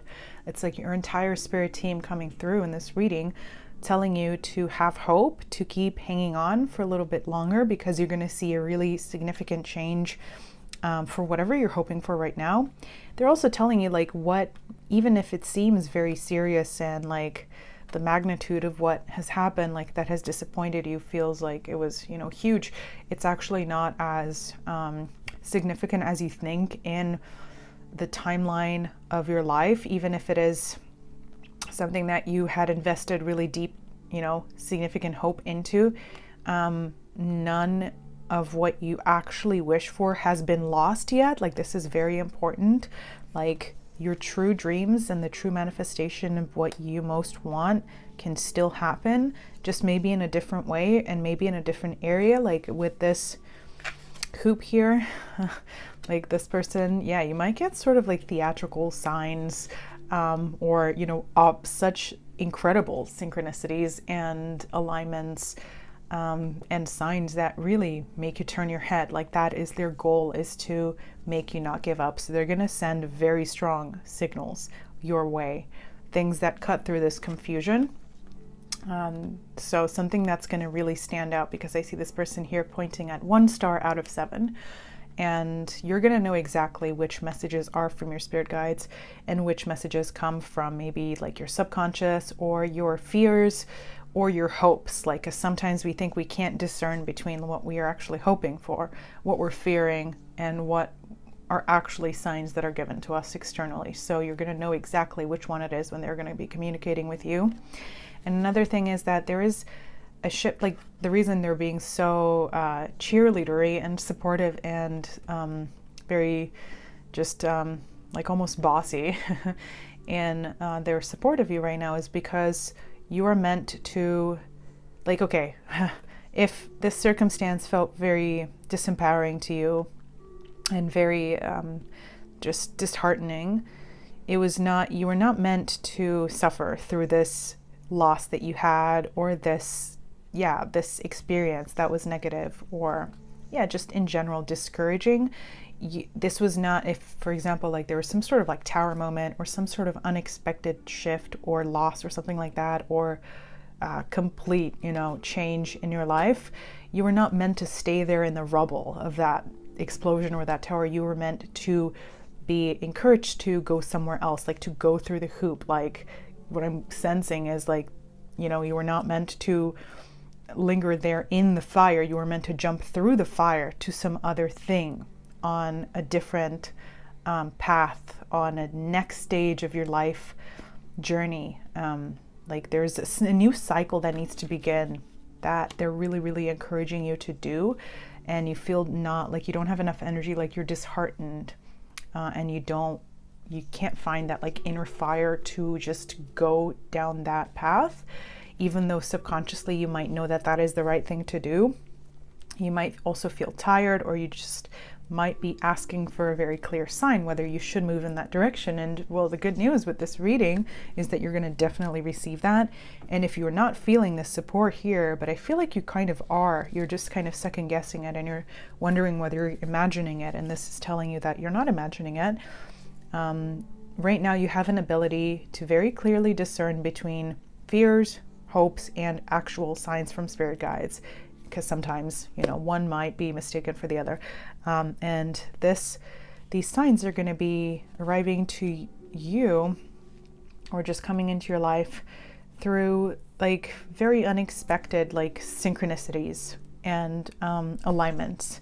Because the 7 of Cups, usually I think of it in the Rider-Waite Tarot, it has a bunch of cups with like different things in it, and they're all unique. So it's not like I feel like there's one repeating number or one like thing that's going to come up all the time for you, although 11 might be important, because 2 and 9 add up to 11, so you might be seeing that a lot. But other than that, I think each sign is going to be so unique and unmistakable that you're not going to be able to overlook it.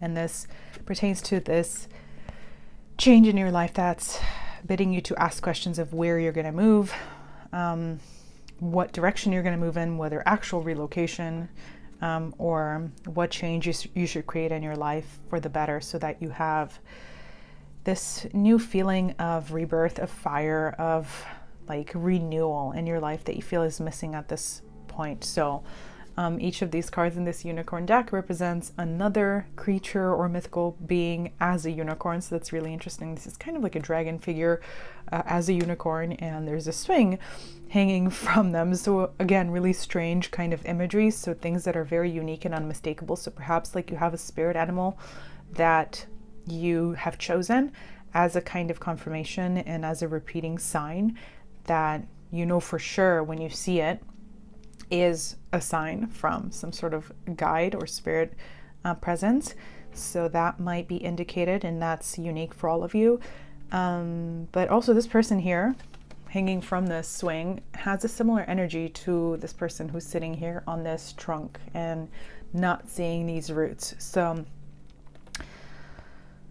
some sort of weird message about how sitting in your comfort zone and not taking any action because you want to save yourself any future heartache or any repetition of this disappointment, and because you want to protect yourself and guarantee safety for yourself, is actually not keeping you safe or shielded from anything, but it's simply just suspending you in time. It's just simply keeping this path from unfolding for a while, because you know for sure that there needs to be forward movement. There needs to be a choice. You need to do something about it. By not making that choice, it's not that you will not have to make it. You're just postponing that decision and that change that you need to actually commit to. Either way. So if this is something to do with a complicated change, like a relationship or something, like a breakup or a divorce or something like that, I don't know why that's coming in, but for some reason I'm thinking of that. This is telling you, like, deep down you know what needs to happen, but you just need to make that choice. And your spirit guides are telling you that they have your back and they're supporting you, and that this is something that you will not regret, and that is not against your best interest as well as the other person's or the other people who are involved in this situation, because it is the choice that will benefit everyone. And yeah, with the Seven of Cups, it's like you wish you had more options, but there is still that one that stands out. Like, it's almost like you're telling yourself that no option is perfect or ideal or good enough, but that's always the case, right? With any sort of choice in life, any human choice is always going to be imperfect to some degree. So there's no way to calculate anything. There's no, spending more time thinking about it or trying to calculate it is not going to change the fact that there are always pros and cons to every situation. But you have to know that this is for your better benefit, and it's something that's going to set in motion a change and a shift to a different like stage of your life, basically. So Star family, this represents the main message that your guides are bringing up for you. So you're part of a team of souls. Call in support. Exactly. So, I mean, my goodness, I think you're telling yourself that you're alone in this, but the first thing that came up, I didn't even look at that card. It was about the fact that you have a whole spirit team, literally team of souls. And it's not just one spirit guide coming through, although one might be more prominent because they're the ones like kind of like engineering the signs and the communications with you very clearly. But you are not alone in this. And if ever you feel that you're disempowered and that like no choice could serve you well or could give you happiness or could, no choice is perfect for anyone and everyone involved, then just literally ask for help, like appeal very clearly to your guides, to your spirit team for help so that you get some sort of answer to the concern that you have, the specific concern that you have.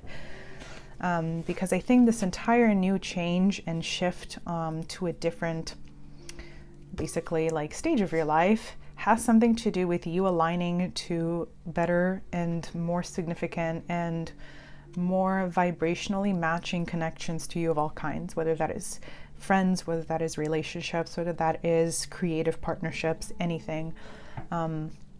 And this choice, though, that you're being called to make is something that you need to initiate first, though.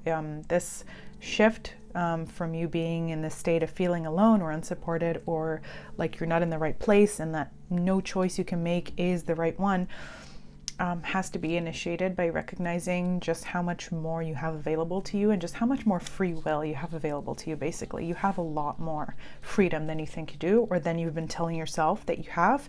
And I feel like for some of you, this mantra of like, I can't, I have no choice to make, or this is something out of my power, or something like that, or like feeling like you aren't allowed to choose something, like this is a self-given limitation. That's really important.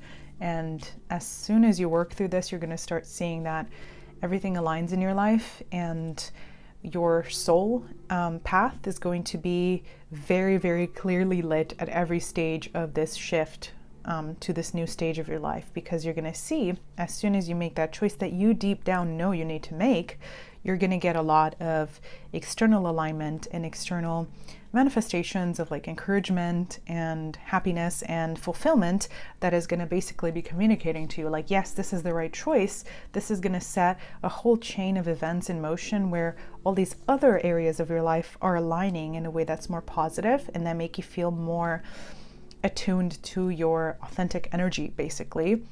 And yeah, like basically I feel like, especially with the Seven of Cups there, like all areas of your life are connected, like the positive change and the empowering faith that you put into one area in order to change it because you feel like you can do that, which is the truth, is also going to help the other areas transform very positively and reflect that sort of injection of just in general, like uplifting energy. That's the energy that I'm getting for you, uplifting. Like there's a lot of uplifting that needs to happen in your life. So this is the card that symbolizes the more 3D version of this main message that your guides are communicating to you now. So the how is in the now. What has your intuition been trying to tell you exactly? So I feel like you already know the answer to this, and look at this. More synchronicities here, 29 and then 30. So definitely you're at the very last step of this stage of your life, about to move on to the next one. And you're simply postponing that change, that choice, because of some sort of apprehension, maybe because you feel like you're going to be judged once you make this choice.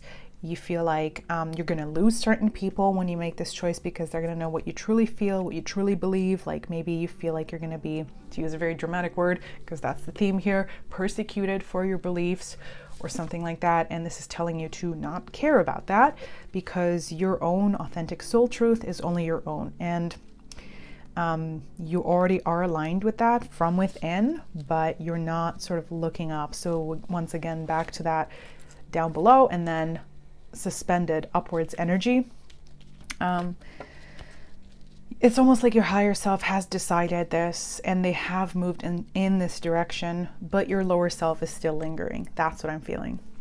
And you're being told by your guides in a very bossy way to just sort of, but also in a very loving and kind way, to just accept what your intuition is trying to tell you. And like, what if you just took that first step and accepted it, and then you deal with what that means one step at a time. Like, what does it mean to actually accept the truth of what you think you need to change? It all starts with that one step, and then you can take everything, as it comes. So this card represents the area of your life or the aspect of your life that is in need of a little bit of a shifting or adjustment. And we already see the entire theme of this reading is change is required, okay? And the areas of your life in which this is manifesting is moon and feelings. So the moon is all about things that are unseen, that are hidden. It's the most changeable luminary. It moves into different signs every 2.5 days. And it's ruled by Cancer, so it's all about emotions. It's all about the intuition, exactly. And it's about feeling comfort and being nurtured. So your moon in astrology, I would definitely take a look at your moon placement, because that's going to tell you a little bit about how to deal with your feelings. So the moon symbolizes your comfort zone and like your, to some degree, your love language, but your language of nurturing, what makes you feel nurtured, what makes you feel safe. And every moon placement has its own way of processing feelings. So for example, if you have a Sagittarius moon, you might want to have lots of discourse on your feelings, might want to talk about things a lot. If you have a Capricorn moon, you might feel like you are disconnected from your feelings unless you're working on something tangible, like doing a lot of work with your hands or investing in some sort of activity that gets your body moving might get you to more safely connect to your feelings, or to feel safe in connecting to your feelings. Because anyway, I won't get too much into astrology. Those were just 2 examples. But also with the 8th house coming up, which is, at least in one system of astrology, associated with Scorpio, so watery energy, and all the water houses are dark, and so is the moon. In astrology, I'm speaking. This has to do with, this is the house that symbolizes, it says intimacy here, most importantly, as well as a bunch of other, oh my gosh, I just noticed, this is crazy. One second, I'm distracting myself, but wow, do you guys see this crazy synchronicity here, where this card, the stone here, looks exactly the same as my altar stone here? I swear I did not plan this. In fact, this stone was not even on the table here, but when I was filming, I was setting up the frame, and I'm like super OCD when it comes to symmetry. So I noticed that there was like something missing on the side. I had this stone slab of stone here, I don't know what it's called, this geode slice of a geode, okay, and I was like, you know what, I need another slice of a geode there, and I literally, this was not on this table before today, and this looks exactly, this is creepy. I mean, even the edges are the same. This is what I'm saying. Right when I got this card here, and this one too, the signs that you're going to be receiving are going to be so specific, so aligned, so synchronous that you cannot mistake them. Like, this is like, I can't believe this. Like, I'm also not, I'm back home for the summer, so I'm not in the same place. This is actually my mother's, this is not mine, and this deck of cards I got before coming back home. So there's no way that this could have aligned. This is absolutely crazy. Anyway, so this is what I'm talking about. You're getting such obvious signs right now, and you're going to continue getting them. And they're telling you to move in a certain direction, and you absolutely have to trust it. But anyway, back to the area of your life that this is pertaining to, 8th house. This has to do with like joint resources from relationships. That's why, oh wow, divorce. That's why that came up. I realize now, because that, you know, settlements of assets and things like that would be involved in that. And that came up for some reason in the just intuitive messages. And this just has to do with like ancestral, both gifts as well as burdens coming up here. So this blockage that you have, this belief that you are not free to do something, is this actually your own belief, or is this just like a karmically, what is it? What is the word? Karmically carried? That's not the word I'm looking for. Belief system, or transmitted, karmically transmitted belief system or dogma, and is it actually even your own? So we'll see what this is about a little bit more. So I'm going to read from this guidebook for the card that symbolizes what area or aspect of your life is in need of shifting or changing. So this says Spirit of Earth. Let's see, where's Earth? Okay, found it. So as the spirit of creativity embodies into the earth energies, a play of interactive learning inside and out ensues.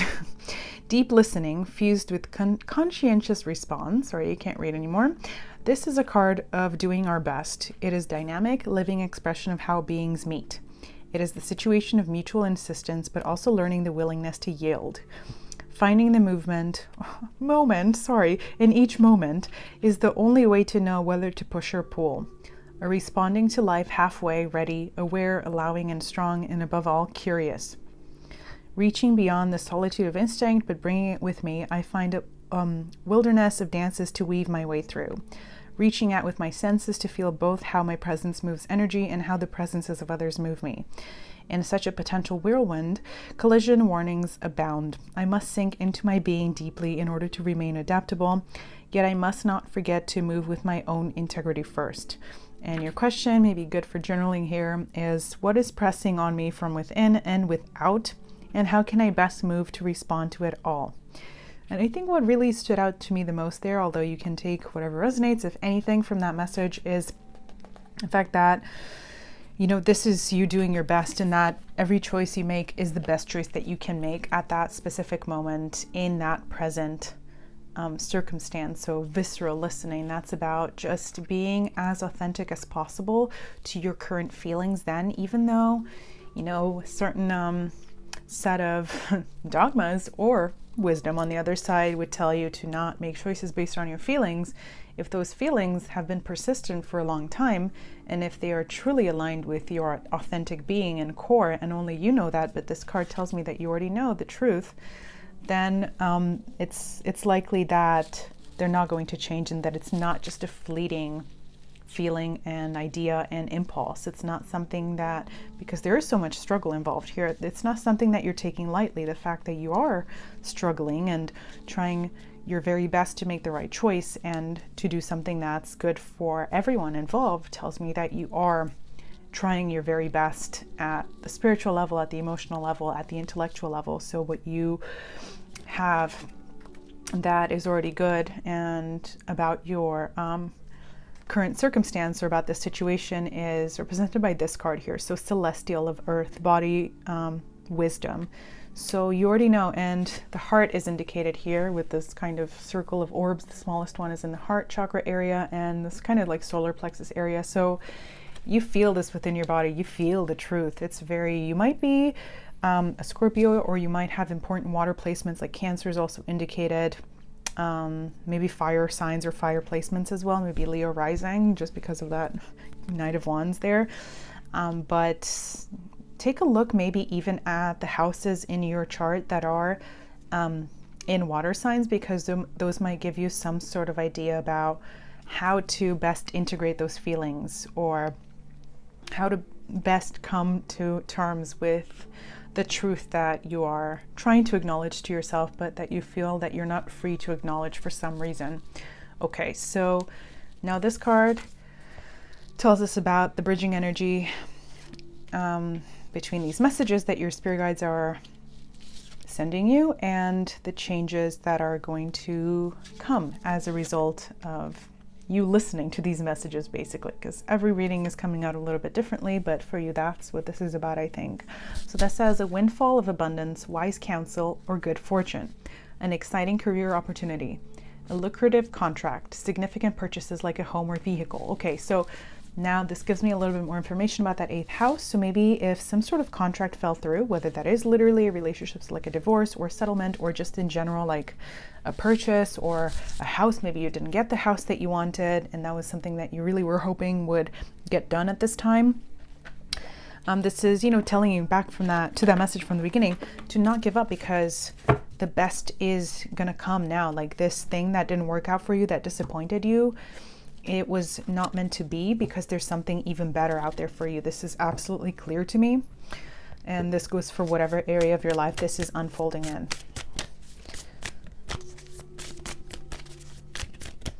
And good counsel, like, or wise counsel. But still, I feel like this has to do mostly with either like investments or significant relationships, or something that has to do with like your family,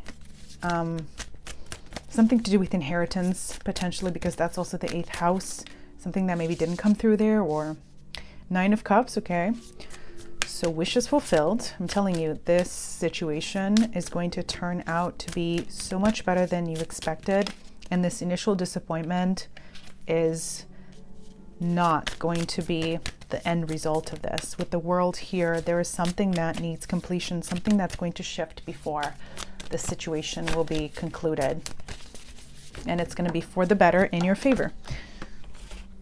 But you need to make that choice here with the Hermit. This is all about you choosing your own inner truth first and foremost. Okay, 3 of Swords. Did you see how this, the only card that came up in reverse? And the 3 of Swords, as you probably know, is a card of heartbreak, of disappointment.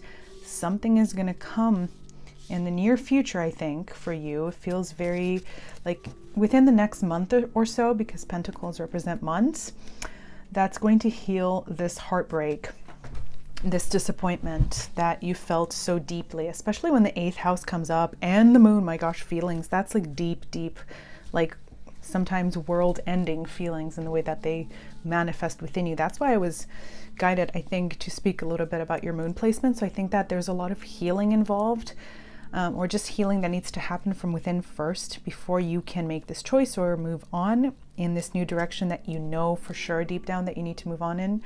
And that requires you to be very gentle with yourself and learning a little bit more astrologically about your love language, about the language of nurturing that you most resonate with. That might be a little helpful. I'm not sure.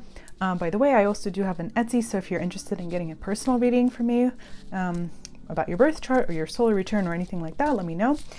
The link is below. So anyway, Nine of Cups, this is the ultimate card of wish fulfillment.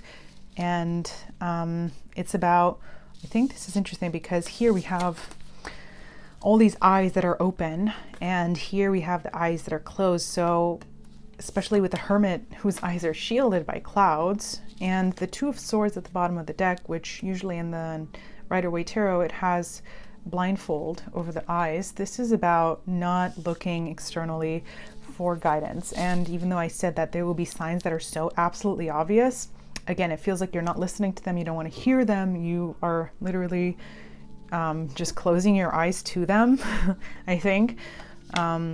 But there are two messages there. First, you already know, you feel you don't even need these signs, but at the same time, open your eyes to see them in order so that you feel your feelings about the situation validated, because they're going to be there and they're going to tell you that this change, this shift forward, and this new direction is going to bring you closer to this ending stage of this part of your life so that you can move on in this new cycle that will be freer from these aspects, these karmic aspects, basically, because the 8th house is just karma in general, that feel burdensome or negative or just dark or like, I don't know,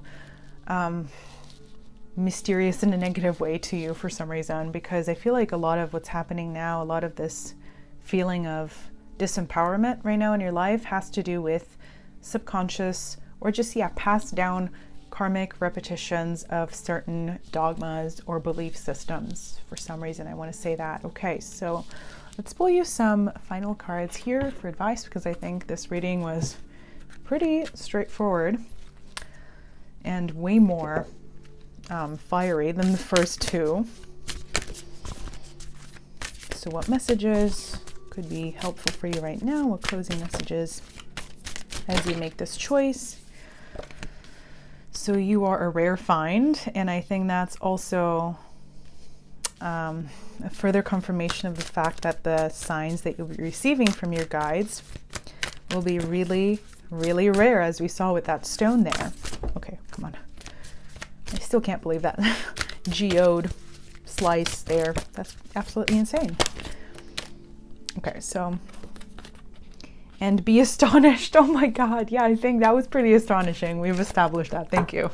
You're going to be, and not just that, you're going to be astonished by how positively this change will impact your life, especially after a time when you felt so disappointed and disheartened. So it's going to be astronomical, this change from basically like heartbreak to Nine of Cups, wishes fulfilled energy. Because remember, the Three of Swords is backwards. So literally that's what you're shifting from, going into this new stage of your life where basically there's no limit to how much happiness and fulfillment you can have. Because the Nine of Cups, it's also like we were talking about before, how different areas of your life will be positively impacted by your choice to align with the authentic truth from within that you already know, which then causes a positive change in that one area of your life.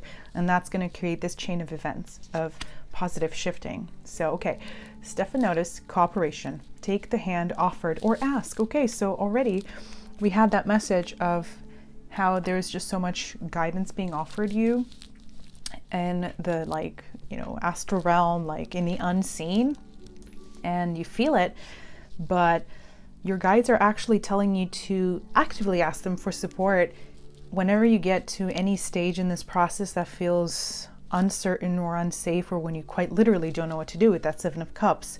So they're literally there for you, and they're trying to get your attention very, very theatrically so that you actually communicate more directly to them, and so that you actually ask them questions because they have so many answers to give you. They have so many signs that they want to send you. And I think this whole process of shifting from disappointment into wishes fulfilled is going to be much smoother and happier if you actively take some of that help that is so available to you right now. Okay, so that's what I'm seeing for you, card number 3. I hope you enjoyed this reading, that some of it resonated. I would love to hear some of your stories, messages down below. I would really, really appreciate your likes, subscribe, shares, anything else. And as I mentioned, I do have an Etsy for personal reading, so check that out if you feel called to do so. Otherwise, have a magical day, and I hope to see you back here some other time. Bye. So hi everyone who picked card number 4 as well as the Jetstone. So let's take a look at the messages that your spirit guides are sending you right now, who they are, how these signs or messages are manifesting in your life, and what area or areas of your life they're pertaining to. And then we'll get some more information about how all of this is unfolding and what sort of change or adjustments are required in your life in order to integrate these messages or signs from your guides. And also, what encouragement are you receiving for the things that you're doing that are already really good in your life right now. So the first part, this kind of row here, is going to be about the higher self 5D sort of messages, and then we'll get more details about how this is unfolding in your practical everyday life. And then we will pull some more tarot, some specific messages via this bridging energy card here. Okay, so wow, okay, also very different energy for you guys in this pile.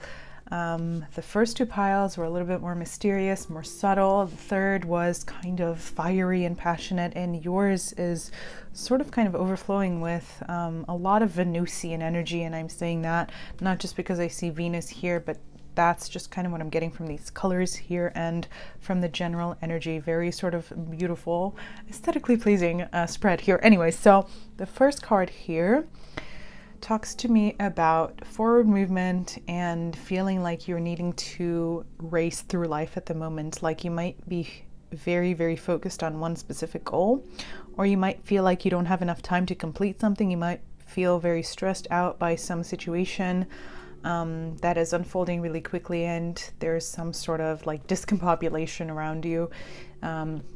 With this orb here, reminds me a little bit of Mars. So Martian energy, which is all about exactly that, forward movement, busting through walls to complete things, no matter what the odds are, no matter what the situation is, doing things basically, accomplishing something basically by any means necessary. So a very fighting kind of spirit here. It also feels like this person is kind of like in a race. Like it reminds me of these like old ancient murals of like people like racing on like the Greek Olympics for some reason a little bit. And yeah, that's kind of what I get from that. So you might be feeling very hectic at the moment, but for some reason I feel like this is not your primary energy. Like this fighting mode is not actually native to who you are, but you feel like you're being called to, or you're being forced by life or by the circumstance you're in to embrace a lot of that, or to have that be the new norm in your life for some reason. And in a very different sort of way, your main spirit guide here is coming in. So I'm not sure exactly how to say this. K Leray, so 42, that's number there. That might be very significant for you with numbers, synchronicities, things of this sort. It could also be, because it adds up to 6, that number could be significant too. But whoever this guide is for you, they're offering you some sort of balm to your spirit, to your soul, to your heart, because they don't want you to be in this fighting mode, even though it feels like maybe you're like hustling, you're being boss girl, boss boy, whatever, like attitude, you're doing things really quickly and competently, and maybe you are being very successful in this thing that you're doing right now, but a lot of this running forward really quickly energy is depleting your soul, because this person's feeling a little bit discouraged here. Like she's just very tired, I think. And I feel like that's actually you rather than your spirit guide. And your spirit guide is here coming up, offering you this kind of, this symbol of peace and quiet. And they're also represented by the Page of Cups, which is a very, very sweet energy. So as for pile, I think it was pile number 2 or 1, or I think maybe it was 2. So if you're called to that card, take a look at that message too. Children might be important here, so spending time with people who are free in spirit and heart and who don't feel like they need to adopt any one set of like rules for daily existence in order to be serious or responsible or like productive. It might be healing to hang out with people who are of this energy. So, literally like children who, have not hopefully had to struggle and to be unhappy because they think they need to, because they think they need to strive or to do something in order to like be seen or rewarded or acknowledged for their efforts or for their success. So whoever like kind of embodies this Page of Cups energy might be very healing to your spirit, but just that other message, because this does represent your actual guide. They have an offering. Both cards represent an offering of something very sweet, very kind, very healing for you. So there might be something that you're going to be receiving soon that has been, in a very sort of mystical way, engineered by this guide, because the messages that they're bringing you, or the signs they're going to be using to communicate this message or to give you this offering, are represented by King of Pentacles. And it's interesting, in this deck we have, I think, kings that are both women and men, and queens that are both women and men. I'm not sure exactly, but I love how this person has a whole little village in her hair there. So that's very interesting. This brings up weird metaphor of like it takes a village. So that's what I feel like your entire team of spirit guides has been doing, is engineering this change, this offering that's going to come your way very soon.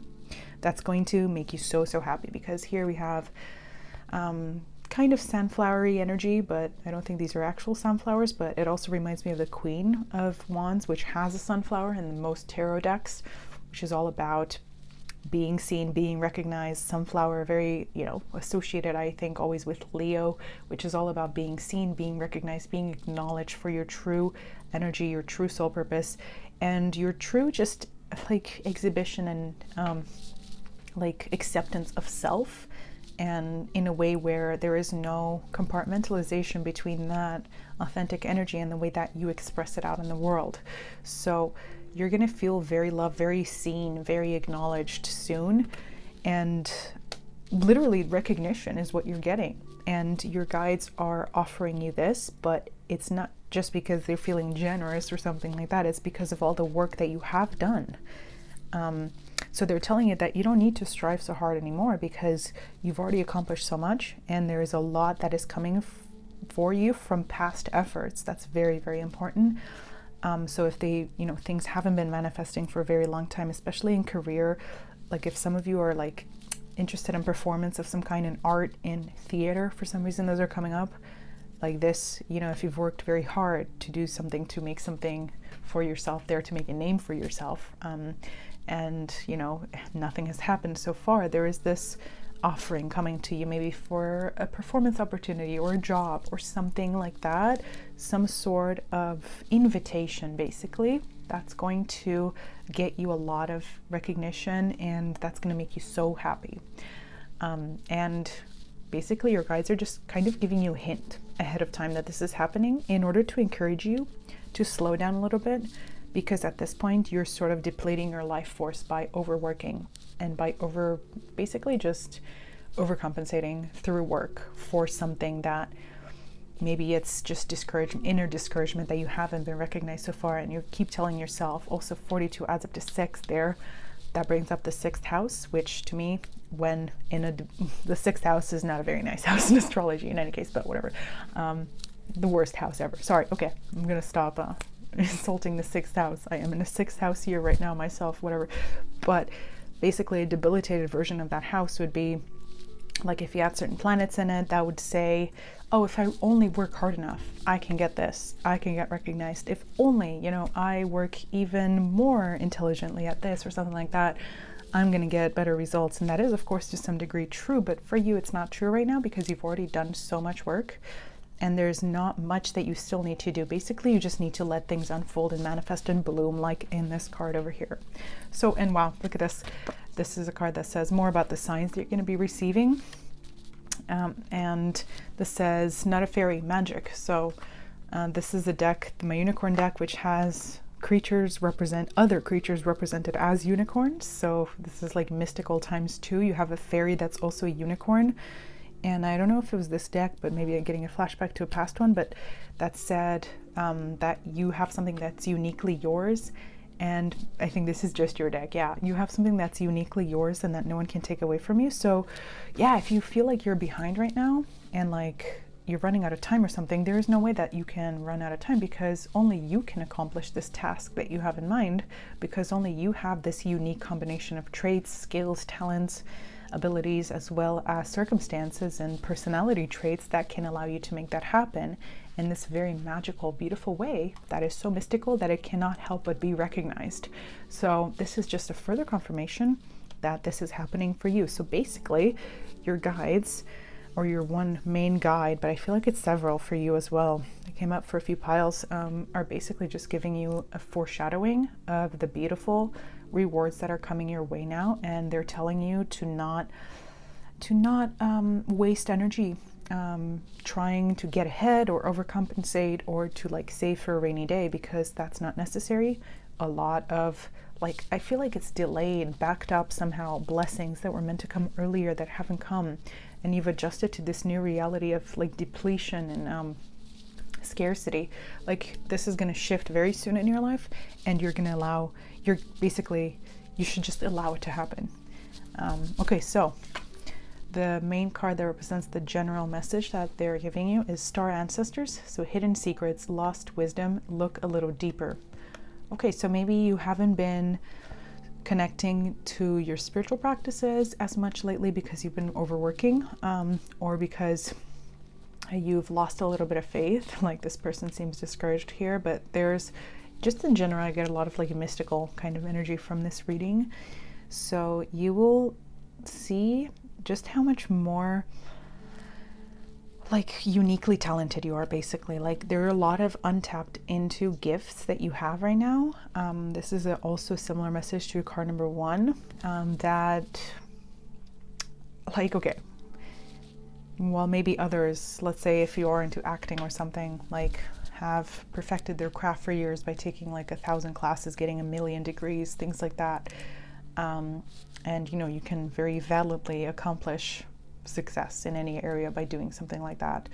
But you have this like very unique talent and set of abilities that you never even needed to go to school for. Of course, anyone would always benefit from, you know, taking a class, you know, getting some sort of guidance on something that is already an inherent talent for them. But basically, like for you, you don't need like the normative kind of labels or like credentials that others would expect one of your skills or investments to have are not necessary for you. This could apply to any area of your life. There's something about you, your set of skills, abilities, energy, again, personality traits that is just, that can allow you to be successful by channeling energy from this more like basically through this more like a mystical channel. Like, I don't know how to explain it. Like you can basically have this shortcut to manifesting your dream reality and success by using all of these supportive like energies and guides and star ancestors. Maybe you're some sort of like mystical royalty or something like that, because it's coming up really clearly that you are very unique and that your spirit guides are basically like operating in a very different way with you. Yeah, there's something weird is coming up about like being royalty of some kind, like spiritually, or someone in your actual ancestry might have had some sort of like mystical ability or talent that's being, or even if it's not like that mystical, but just talent that they were really well known for. Maybe even they were really famous, and it's almost like you're inheriting that very unique, very powerful, very blessed, almost glamorous like talent, set of skills, abilities. So that's like there for you to claim, but you're not like aware of it. It's almost like you are not aware. That's the metaphor I'm feeling. Like you're not aware of like the fact that you're like a royalty in whatever area that applies to you, and you're sort of operating as like someone, you know, who is who has never scene. Like you're kind of like, it's getting me like Cinderella vibes for some reason. Like you don't know that in the future you're going to be a princess, and you're literally operating as though you've never like seen a castle ballroom at all before, when actually in reality your higher self knows that you're very familiar with that sort of existence that is not at all rooted in scarcity, but that is so overly abundant and magical. Like, wow, such an interesting reading. Weird, really weird, but cool. Okay, so this card represents the message that talks about how this is practically unfolding in your life, and how these messages are, yeah, just basically pertaining to that, to whatever area of your life this is unfolding in. So, okay, it's all in divine order. Allow. How can you relax into the flow and go with the current of life? Okay, exactly. So you don't need to fight anymore. You don't need to strive. All is in divine order. Allow. It's almost like by striving further right now, by running really quickly, by being very Martian in your energy, you're kind of blocking the blessed flow of what's to come, like all these offerings, all these blessings, all these recognitions that are meant to come your way. And this is literally, they're telling you that in your life right now, try to find that energy of surrender and of going with the flow, because that's going to attract this more quickly into your life. This whole series, I feel like it's a series of blessings for you, like a series of offerings, opportunities, something like that. And okay, so the areas of your life that are highlighted are Venus and 7th house relating. So wow, those are associated very closely together. Venus is the planet of love, but also of art, of beauty, and of relating in general. And the 7th house is the house of relating, because, you know, it's opposite of the 1st house, which is that of the body, of the self, of you. It's the house of connections with others, of partnerships. So a few things coming up with that. So for some of you, performance or art or things of this nature, maybe even career, have something to do with your relationship. So you might come into very significant connections, and not necessarily romantic, because the 7th house is just the house of significant connections and partnerships. It doesn't necessarily have to be romantic, but it could very well be. So through this very artistic, beautiful, mystical, magical, glamorous, and or all of that, things that you're meant to be doing, you're going to come into connections that are very significant for you. They're going to show you all that you have been missing from your life that was always actually meant to be yours. So this card symbolizes what you should be shifting out of right now. So what area of your life or what aspect of this entire situation requires some sort of adjustment? So I feel like, yeah, there's some blockage to a connection that you're meant to come into very soon, because of this kind of discombobulated energy around you. So this is quite literally telling you to shift from Martian to Venusian energy, from yang to yin energy, from masculine to feminine energy, so that you can allow, absorb, just simply welcome these things into your life. Venus is also, that planet of allowing and relating, as opposed to being, right? That's more absorptive yin sort of energy. So in order to make this happen, let's read the message from this card. Heavy matters. And wow, that's like very similar to this. It's about taking on too many burdens, I think. So Earth of Shadow. Where is it? Shadow.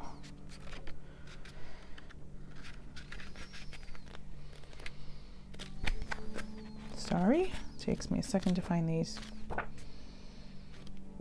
I can't. I'm looking at the wrong title. 1 second. Okay. Almost there. Okay, so as the earth energies fall into denial, the burden of being becomes an obsession. Burdens, struggle, and being weighed down by the mind's take on things. This card indicates a pattern of perspectives that compound the natural efforts of living until they become an ongoing inner crisis of self-abuse. With such inner talk, each step gets heavier, which then justifies the compounding perspective that caused it. When I habitually bemoan my struggles, there is a feeling of being real that these burdens bring me, a tragic specialness that I am proclaiming myself to have. Of course, my life would be far better if I would just put the inner burden down, but then who would I be and how would I feel special? Okay. Inquiry, so a little question to maybe journal about or ask yourself, what burdens have I taken on that are not mine? So, wow, obvious thing that we just got from that first card there. But that message of specialness and of special suffering, well, it might be a little bit sassy in that card. That tells you that there is, look at all this. We talked only about unique, mystical, magical energy and how you embody that. And you have this part of you that is just only yours. So it's not your striving that makes you special. It's not your resilience. It's not your hard work. It's just your inner essence, your authenticity, the fact that you are already unique. You don't need to do anything, just as you are. That's that shift from from Mars to Venus. You don't need to do anything. You need to just be, because whoever you are right now, that's what's unique about you, and there's nothing else that you need to improve or shift. Again, there's always more things that we can do to adjust, to grow, to expand, to learn. I'm not telling you don't do that, of course, always do that, but this struggle doesn't automatically need to be there in your life as you are going about these changes. And the more that you align with this inner essence that you already have, the more that you're going to attract all of these things that are basically meant for you, that are destined for you, whether in love and career and art and things of the sort, or in just literally, meeting people who can connect you to certain opportunities that are very unique and that can basically help you unfold these inner gifts, talents, and these unique aspects of you. So it's all about like appreciating your own essence and going back to basics with yourself and removing any sort of mentalities of struggle that you have maybe inherited from your circumstances or surroundings, because Venus is about this stuff around you, not just about relationships, beauty, art, but it's about like everything that you're surrounded by. So I feel like maybe you've lived in a situation, again, like in a state of scarcity, or at least in a state that doesn't match the full level of your guaranteed and destined abundance in life. That has maybe made you, like the first message that we got from that card was that you're like adopting a personality trait or a way of existing or of going about your life or about your work that isn't actually native to who you are. So stripping that away to get back to your true core self. So what you're already doing, that's really good, and that your spirit guides are encouraging you and congratulating you for is represented by fire, force of nature. Wow, what more can I say? If you have Leo placements especially, this is even more strongly indicated for you. So you just are this. You are this authentically fiery, amazing, just magnetic presence, and you have such, you just have such an impact on everything around you, whether it's people, whether it's your environment. Like you basically always beautifully transform everything around you in a very powerful way. You are a master manifestor and performer and artist and all these beautiful things, and even if you don't consider yourself to be that way. So this card is going to take us from this general message into the details of how this is unfolding in your life. So let's pull some tarot. And this says, Wise Counselor. Unity with a spiritually minded community. Ask the divine for help and trust the answers will come. Compare traditional methods with new ideas to see which is best for you. So we already talked about kind of inherited methods, traditional ways of going about success, about things that don't necessarily pertain to you. So this, I think, tells you about, especially because this comes under this card, and it talks about spiritual community, and this talks about that like really unique set of ancestors and guides that you have that represent that like royal lineage that you have. Very interesting messages there. But anyway, I think that there's some new approach to what you're doing, or some unconventional approach to what you're doing or how you're going about your goals that can really benefit you, and help you bring them into, like basically bring them to fruition more quickly, or just in a way that's more aligned with your actual self, with your inner essence.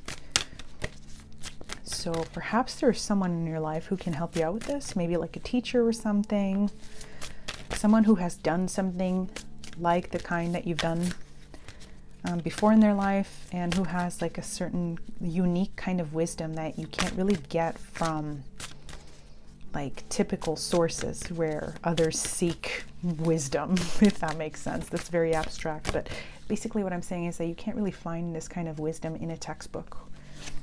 Like, you need someone who has done this before, someone who has like practical experience with what you're doing, because it's such a unique situation that you're inquiring about or thinking about, or that's unfolding in your life, that is just because it's like it's not a path that has been walked very often in this specific way in which you are able to walk it. Okay, so let's see what the tarot says.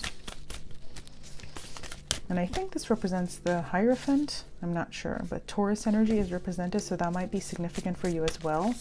And this, again, this could also just in general, everything I'm saying could also pertain to like spiritual concerns, like having a very unique set of spiritual beliefs, abilities, or interests, like maybe occult matters or magic, literally, because that came up a lot. I kept speaking about magic. Okay, that's a bit too many. Let's just get 2 more cards and then the bottom of the deck card.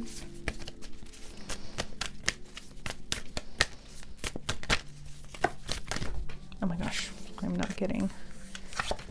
Okay, this one and this one. Okay, nice. Actually, I'm going to move this aside and take the bottom of the deck as well. So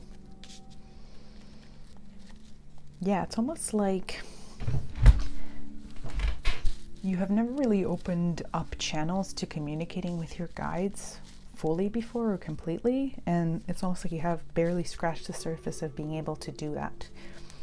So this is telling you that you can appeal to this team of spirit guides in a very direct sort of way, and they're going to be able to send you such like a clear guidance. And I think for you, it's going to come out pretty mystically, they're going to be hard to ignore, the signs and the answers, because yeah, was there another card that says something about answers? No, but just this one. Yeah, the answers will come.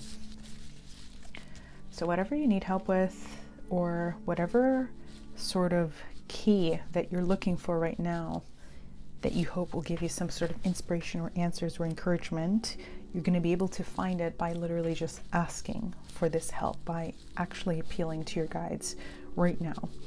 And they're going to send you answers really clearly, because the Ace of Swords is here, which talks about clarity of mind. So, and this card usually also represents something about epiphanies. They're going to be coming in very clearly, and I think they're going to have something to say about connecting with people, because we have 3 of Pentacles, and the signs are going to basically point you to the right people that you need at this time, who can basically perpetuate and further explain the answers of your spirit guides, if that makes sense, and of your ancestors who have this like who still have some sort of like ancient mystical gift to bestow upon you, or who have it there that you haven't claimed yet. So yeah, like communication with your guides can be extremely clear. And if you ever have, like, it's going to come in moments of epiphanies. So to recap, that first message of like calm down, slow down, shift from Martian to Venusian energy, from yang to yin, because that way you're going to be basically clearing up your energetic field so that you're more aligned with your authentic essence, which then will put you in this place where your energy attracts the true recognition that it deserves, which is, you know, magnificent and beautiful and glamorous. And then you're going to receive all these blessings that are basically like that gift, that offering from your guides for all your past efforts. And they're going to trickle down so, you know, beautifully and so abundantly that you're going to think that it's something that was given to you for free. But you have to remember that you've really worked hard for this, especially with the 3 of Pentacles here indicating work.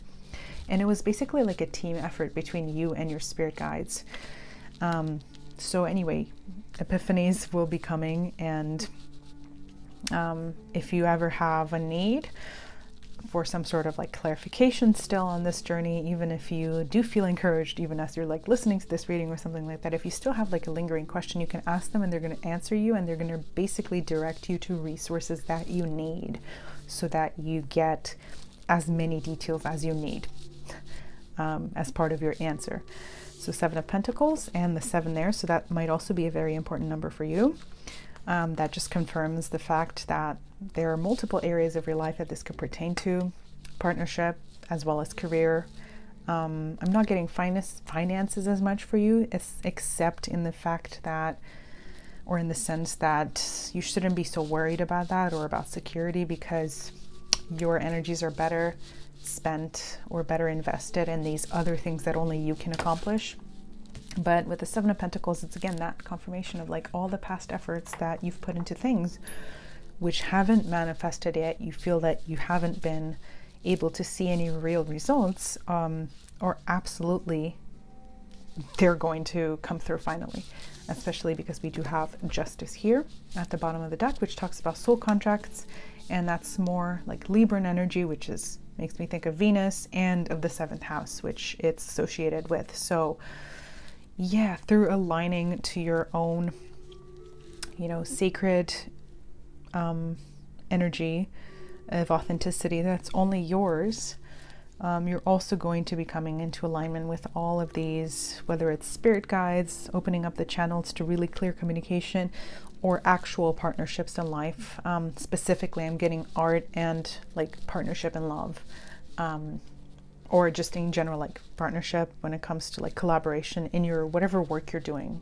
Even if that isn't art, I feel like you are very artistic or unique or unconventional about the way you go about that work that you're doing right now. So yeah, 2 of Pentacles here.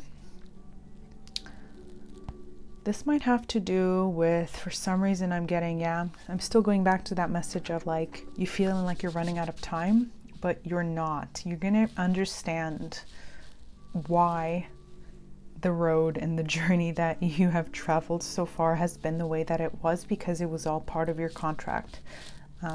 Very sort of specific messages for this group. It's a very, very interesting read. I would love to hear your comments below, so let me know. Anyway, so let's get a couple of final cards for messages that want to come through here.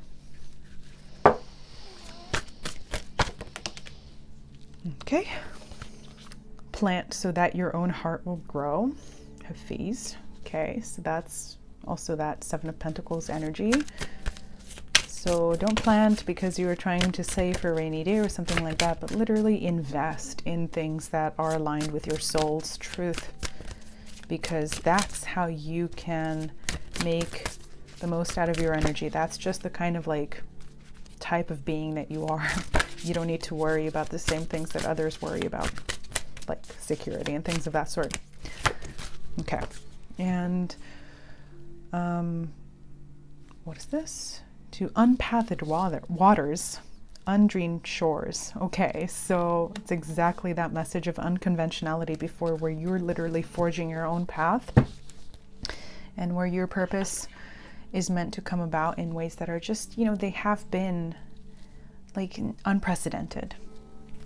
So whatever you're trying to do, whatever you're investing energy in, like, you're going about it in an unprecedented way that is literally yours for the taking. Like, it's yours to manifest in that specific way, because only you can do it in that way. And that's what's beautiful about it. That's what's powerful about it. This is what you're going to be rewarded for, and where you're going to find blessings, not in compromising yourself or changing your energy or adopting some trait that isn't yours. So our final message and mantra here is Agapantas, words of love. Speak with your heart. So we got like 3 messages of love.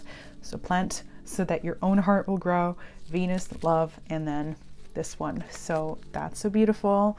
I wish you the best of luck with this endeavor, or whatever multiple situations are unfolding for you here. And I hope you enjoyed this reading and that some of it resonated. I would love to hear your stories, your comments down below.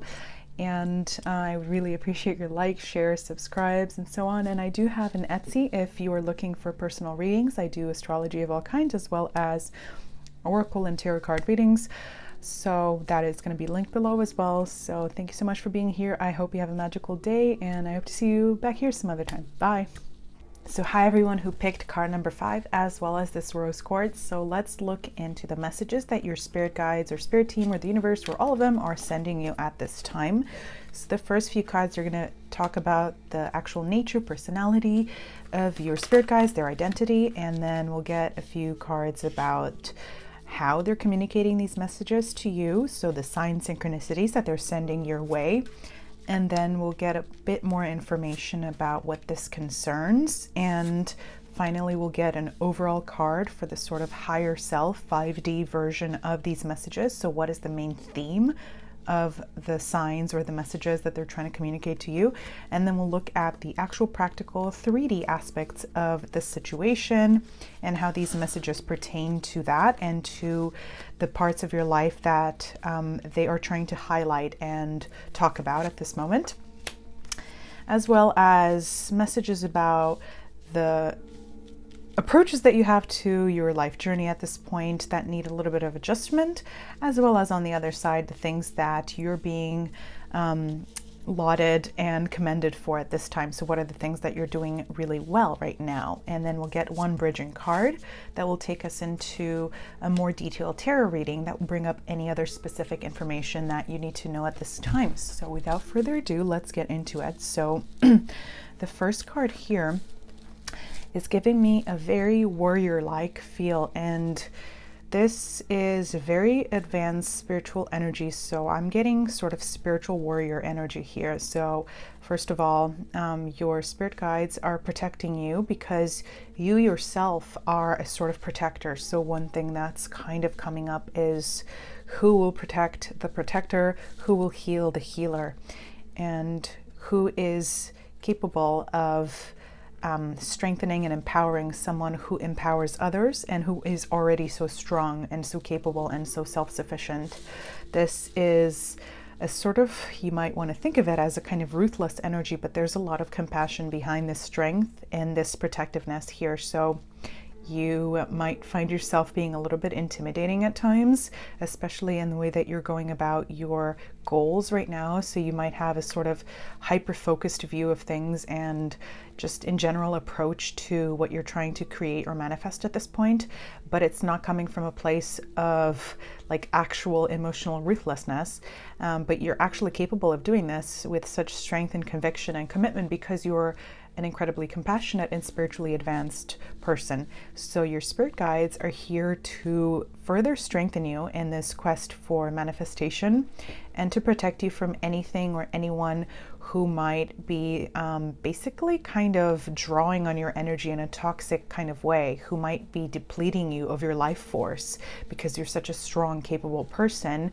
You might find that a lot of people kind of latch onto you and want to mooch off of that energy, whether it's spiritual, intellectual. I'm thinking of that because of the sword, which represents intellectual energy in the tarot, or in any other sort of way, like practical, more material energy. So this could go any possible way, but the feeling and the vibe that I'm getting from this figure here is one of deep sort of like they can't be easily shaken, basically. So there's a kind of peace to them, but there's also a stability and yeah, to some degree a ruthlessness, but only in terms of drawing up boundaries around them so that they don't get disturbed and so that their energy doesn't get compromised by anything that is not in alignment with it. So on one side, your higher self is actually doing this for you and is setting you up to ward off any forces who are not aligned with you or any people who are sort of against you or who are trying to manipulate you or to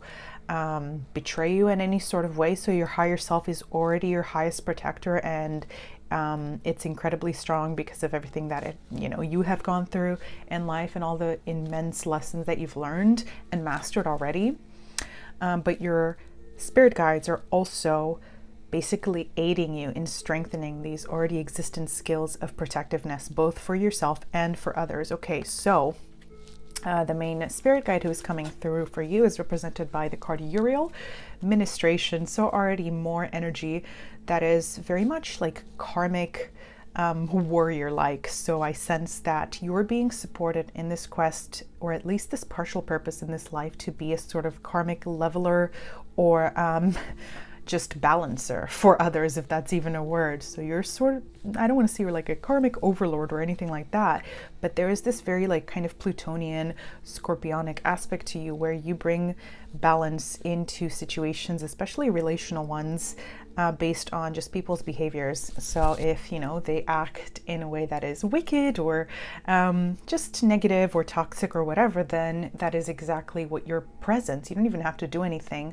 will bring back to them. So it's almost like, yes, you are this kind of balancing force in the world, and it is part of your purpose to mirror back the energy of others. So whatever they're giving you, you kind of work and function as this sort of heightened mirror of truth in reality for them. So I think that I'm pretty sure that at the very least you have a really significant archangel or angel working with you and protecting you. This is pretty much, you know, high celestial energy that is coming up for you, and you are, as I said, a very advanced soul with a really significant spiritual mission here on earth. So this is a message unlike any of the other piles. So this is really unique to you. And in this quest, this very empowered quest for bringing about balance everywhere around you, it can get a little bit daunting. So you might feel that you have a very burdensome task ahead of you a lot of the times, and you might feel like every single relationship that you get into, whether it is friendship or romantic or at work or even in your family, always comes with so much, there's just so much at stake always, it seems. And if anyone wrongs you even just a little bit, it's almost like it comes back like tenfold to them, but also it hurts you when they hurt you, not just because, you know, it affects you negatively, but because you can see the person who's hurting you, their own pain and their own kind of darkness, and in the sense of their unsolved kind of wounds and, you know, psychological things that they haven't worked through, reflected. So you can see on one side the fact that they're doing that out of pain and out of some sort of unsolved issue within themselves, but at the same time they're also hurting you. So it's kind of like you don't even have, it's not like you are someone who's coming off as vengeful or anything like that, but you just come across as this like almost immediate karmic rebalancer in the world. So as I said at the beginning, it's interesting, this is coming up again here. So this is the second card that represents the identity of your spirit guide who's coming up at this time as the Queen of Cups, which is one of the most compassionate cards in the tarot. So as I said before, this energy might seem like it's a little bit ruthless, right? You see this person who is very strong, very capable. They have a sword. They are capable of delineating boundaries very clearly, but they're not doing that with, you know, evil in their heart. They're not doing that out of a desire for revenge or for extravagant sort of like, you know, an eye for an eye sort of thing, or like, you did this to me, now I'm going to do this to you tenfold. No. It's your higher self's kind of quest, as well as part of your purpose, to mirror back people's energies, even if it is negative, if their energy is negative, so that they actually learn through that reflection. And it is, at the end of the day, not a punishing energy, but actually a healing energy. So your spirit guide is coming up and supporting you in this quest right now. And you might feel at times that you are basically like downloading a lot of intense emotions from around you, but they're actually not necessarily yours a lot of the time. So you're a highly, highly empathic person. I'm definitely getting a lot of Scorpio energy for this reading, as well as maybe a little bit of Capricorn. So it's like almost like, I don't want to say like you feel the like pain of your enemies, and the idea that anyone would have like enemies isn't like, that's a very dramatic sort of thing, right? But you feel the pain of even those who kind of hurt you. This is coming up, it's being basically acknowledged by your spirit guides right now as a form of validation, and actually as a form of thanks for all the work that you've been doing. So this is, yeah, you're just a very, very highly evolved person spiritually. So in any case, so the way that these spirit guides are communicating with you, so the kind of signs and synchronicities that are sending you, are represented by the Tower card. So, okay, this could mean a few things. On a more personal level, this could mean that whatever is not meant to be in your life is literally being taken away or taken apart or broken apart. So this I really do think for some reason that this has to do with relationships. So if, for example, you are connected to someone who is not capable of matching you energetically, and they're sending just the kind of vibrations that you would have to basically lower yourself to mirror, because you are this mirroring type of person. And then as soon as you sort of start bridging that gap and translating for them, as in lowering your own vibration and energy in order to match them out of compassion, your spirit guides basically kind of take that connection, that relationship away from you, so that you no longer lower yourself and overstep your own boundaries out of compassion, even though you are this incredibly strong person. Like, what I'm sensing is that, especially because you are so strong, because you are so capable and so just so I don't even know what the word is. It's like, the spiritual warrior, because you are so strong, you actually realize that true strength is not ruthlessness and unkindness and revenge and all these, negative things, but actually generosity and love and compassion and understanding, even for those people who are not the most far along in their own healing journey and in their own spiritual energy, to the point where they would, for example, like kind of drag from your own positive energy because they need it. So even with those connections, like, you don't want to hurt those people, you don't want to teach them a harsh lesson, like something like that. But this sometimes comes at the expense of your own life force. So basically your spirit guides are sending you signs, very clear ones, because the Tower is always a pretty destructive card at worst, but startling in a more neutral way energy. They're sending you signs about which connections, what situations to disconnect from completely. So, this might come in the form of like arguments with those people, or hurtful conversations, perhaps in a more heavy kind of way, or just simply like, this is a weird message, but like objects like falling all around you when you're around certain people who you're not meant to be with, who are negative presences in your life, as a sort of like metaphor for their own destructiveness, or any sort of like weird like things jumping around you, or even like lights flickering, because the Tower is kind of like an electrical energy I associated with Uranus, the planet of like disruption, and Pluto, of course, Mars to some degree. But in any case, so like watch out for the energy of like objects around you. If they're falling, if they're disintegrating, if there's weird popping noises or something like that, which also sometimes indicate like hexes or like evil eye energy. So I definitely sense that you are being protected from negative forces at this time. And I do want to say for you, like, it would be really powerful for you to wear like evil eye bracelets or necklaces, or to carry around things like obsidian, tourmaline, any sort of protective stone that would basically just strengthen the boundaries that you're being encouraged to maintain and to strengthen at this time through your own energy and through your own actions. So more information about the situation. We have the card Not a Hairstyle, Pride. Okay, so these cards are from my unicorn deck, and for each of them we have another creature who is represented as a unicorn. So in this case, I'm not sure if she's like a fairy or something, or just a person, but not a hairstyle, Pride. So first of all, I'm getting lots of Leo energy, especially because of this big golden sun here, because Leos are ruled by the sun. So if you have Leo placements, or if someone in your life that you're maybe thinking about as I'm reading this for you is a Leo or has important Leo placements, then that is just a further confirmation. If not, don't worry about it.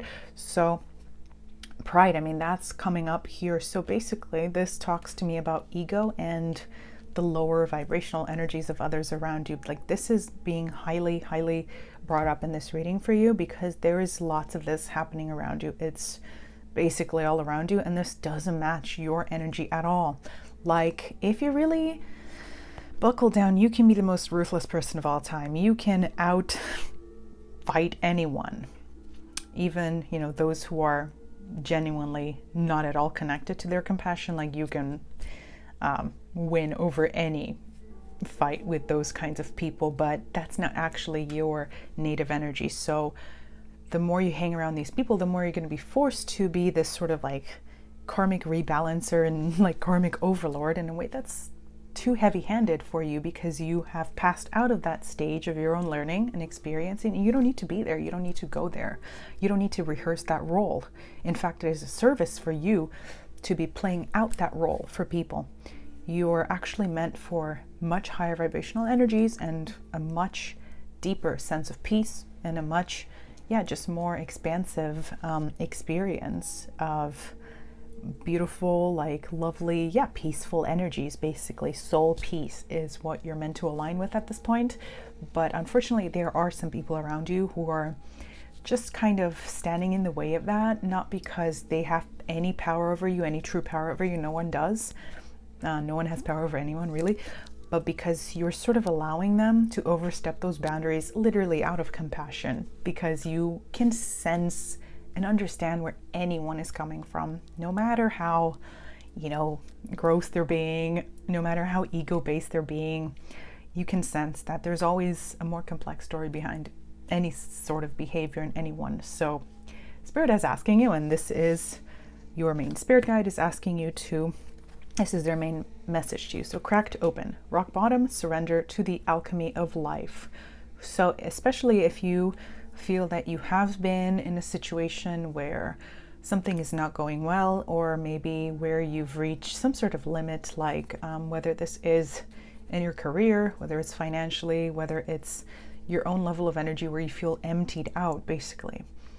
This is not because of anything that you've been doing wrong. It's because your boundaries and your walls are not secure enough to protect you from the depleting energy of those who see you as this life force with this Leo energy here, as the sun, as the sunlight, and who basically just want to take that energy from you, not because they're like evil or anything, but because they're not tapped into their own force, life force, so they actually lack that. So it's a very vampiric, sort of like toxic, parasitic kind of energy at this point. So basically, your main spirit guide here, who is a very, very protective one, extremely protective and kind of ruthless. I'm getting, it could be Archangel Uriel or Michael, I sense as well. Very important for you. Basically is just letting you know that you need to set up firmer boundaries, and that none of this is your fault. And that once you set up those boundaries, then you can be as free as you want. I'm sort of getting a different message than what's actually written here. So rock bottom, surrender to the alchemy of life. No, you're being shown a sort of depleted version of energy in your life, whether personally when it comes to your energy level, financially when it comes to like having enough, as much as you need, or like in any other way. You're being shown what depletion is, so that you protect yourself against from it, because you have enough power to do that through your own intention to protect yourself, so that then once you set up those boundaries, you can be as free and non-caring as you want, and you can be as flowing and beautiful, and to relinquish the sword, because it won't matter once you set up those energetic boundaries, and once you commit to yourself, to your higher self, once you make a pact with this most important spirit guide who's coming up for you to maintain those boundaries and to establish them, because they're going to become impenetrable at that point, and none of these negative forces around you, none of these ego-based people will be able to come in and take anything from you that you're not willing to give freely, that you can't afford to give. And then you're going to see that none of that experience of depletion or of not having enough, again, in any area of your life or in multiple areas of life, is actually going to continue being a reality. So anything that is not going well right now, it's not because of your actions, not because you're doing anything wrong. It's because you need to commit to protecting yourself from leeching parasitic forces right now. Okay, so next row of cards is going to be about how this is manifesting specifically in your life. So the more 3D aspects, the more practical aspects. So the collective field is impacting you. Oh my gosh, what was I just saying? That's crazy. I didn't even read this card, I promise you. Unseen forces in action. So how can you relinquish control of the situation that feels blocked? So again, I feel like I'm mostly connecting with this first message here. So unseen forces in action. things that you're not thinking about, that you're not even considering are draining you or actually draining you. And I'm not the kind of person to do fear mongering and readings or anything like that, but it's just coming up so strongly for you. And this here is the most important. The collective field is impacting you. You're such an absorptive person. I would be really surprised if there was like no Scorpio or Cancer or Pisces energy in your chart, because there must be. You're a very absorptive person of energy, and when you're around anything that's strong, you're just going to mirror that and absorb it, because your main impulse is to absorb something negative and turn it into something light. So you might think you have unlimited capacity for this, but you actually don't, because no human being does. So this kind of absorptive dynamic needs to be limited for you right now, because this is what's actually blocking things for you from manifesting.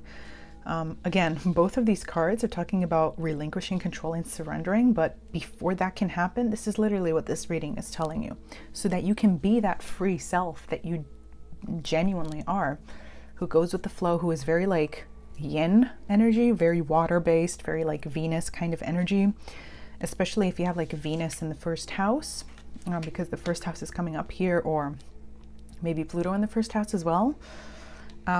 That you can only do that once you've set up these boundaries, because otherwise that sense of flowiness and allowance also allows in the negative. So wow, I mean, gosh, every single card in this reading talks about this kind of energy. So we're going to read it. So this is the card that represents the aspect or area of your life that needs some adjustment, or basically a change in approach. So it's this shadow of dimensional, and we can already guess what that says, if I can find it. And the fact that I'm not finding this card is telling me that this negativity might be a little bit hidden from view. Okay, so I found it. It's actually the very last card in the deck. So this says, as the shadow consumes the dimensional expanse, our ability to discern wisdom becomes skewed. The contrast between reality and what we wish it to be, and the doubt that can arise from such. A card of perhaps one of the most difficult choices one ever has to make. When set upon things going awry, does one fall into a self-defeating attitude, or rise up and face things with the joyful mood of a waking dreamer who knows things aren't over yet?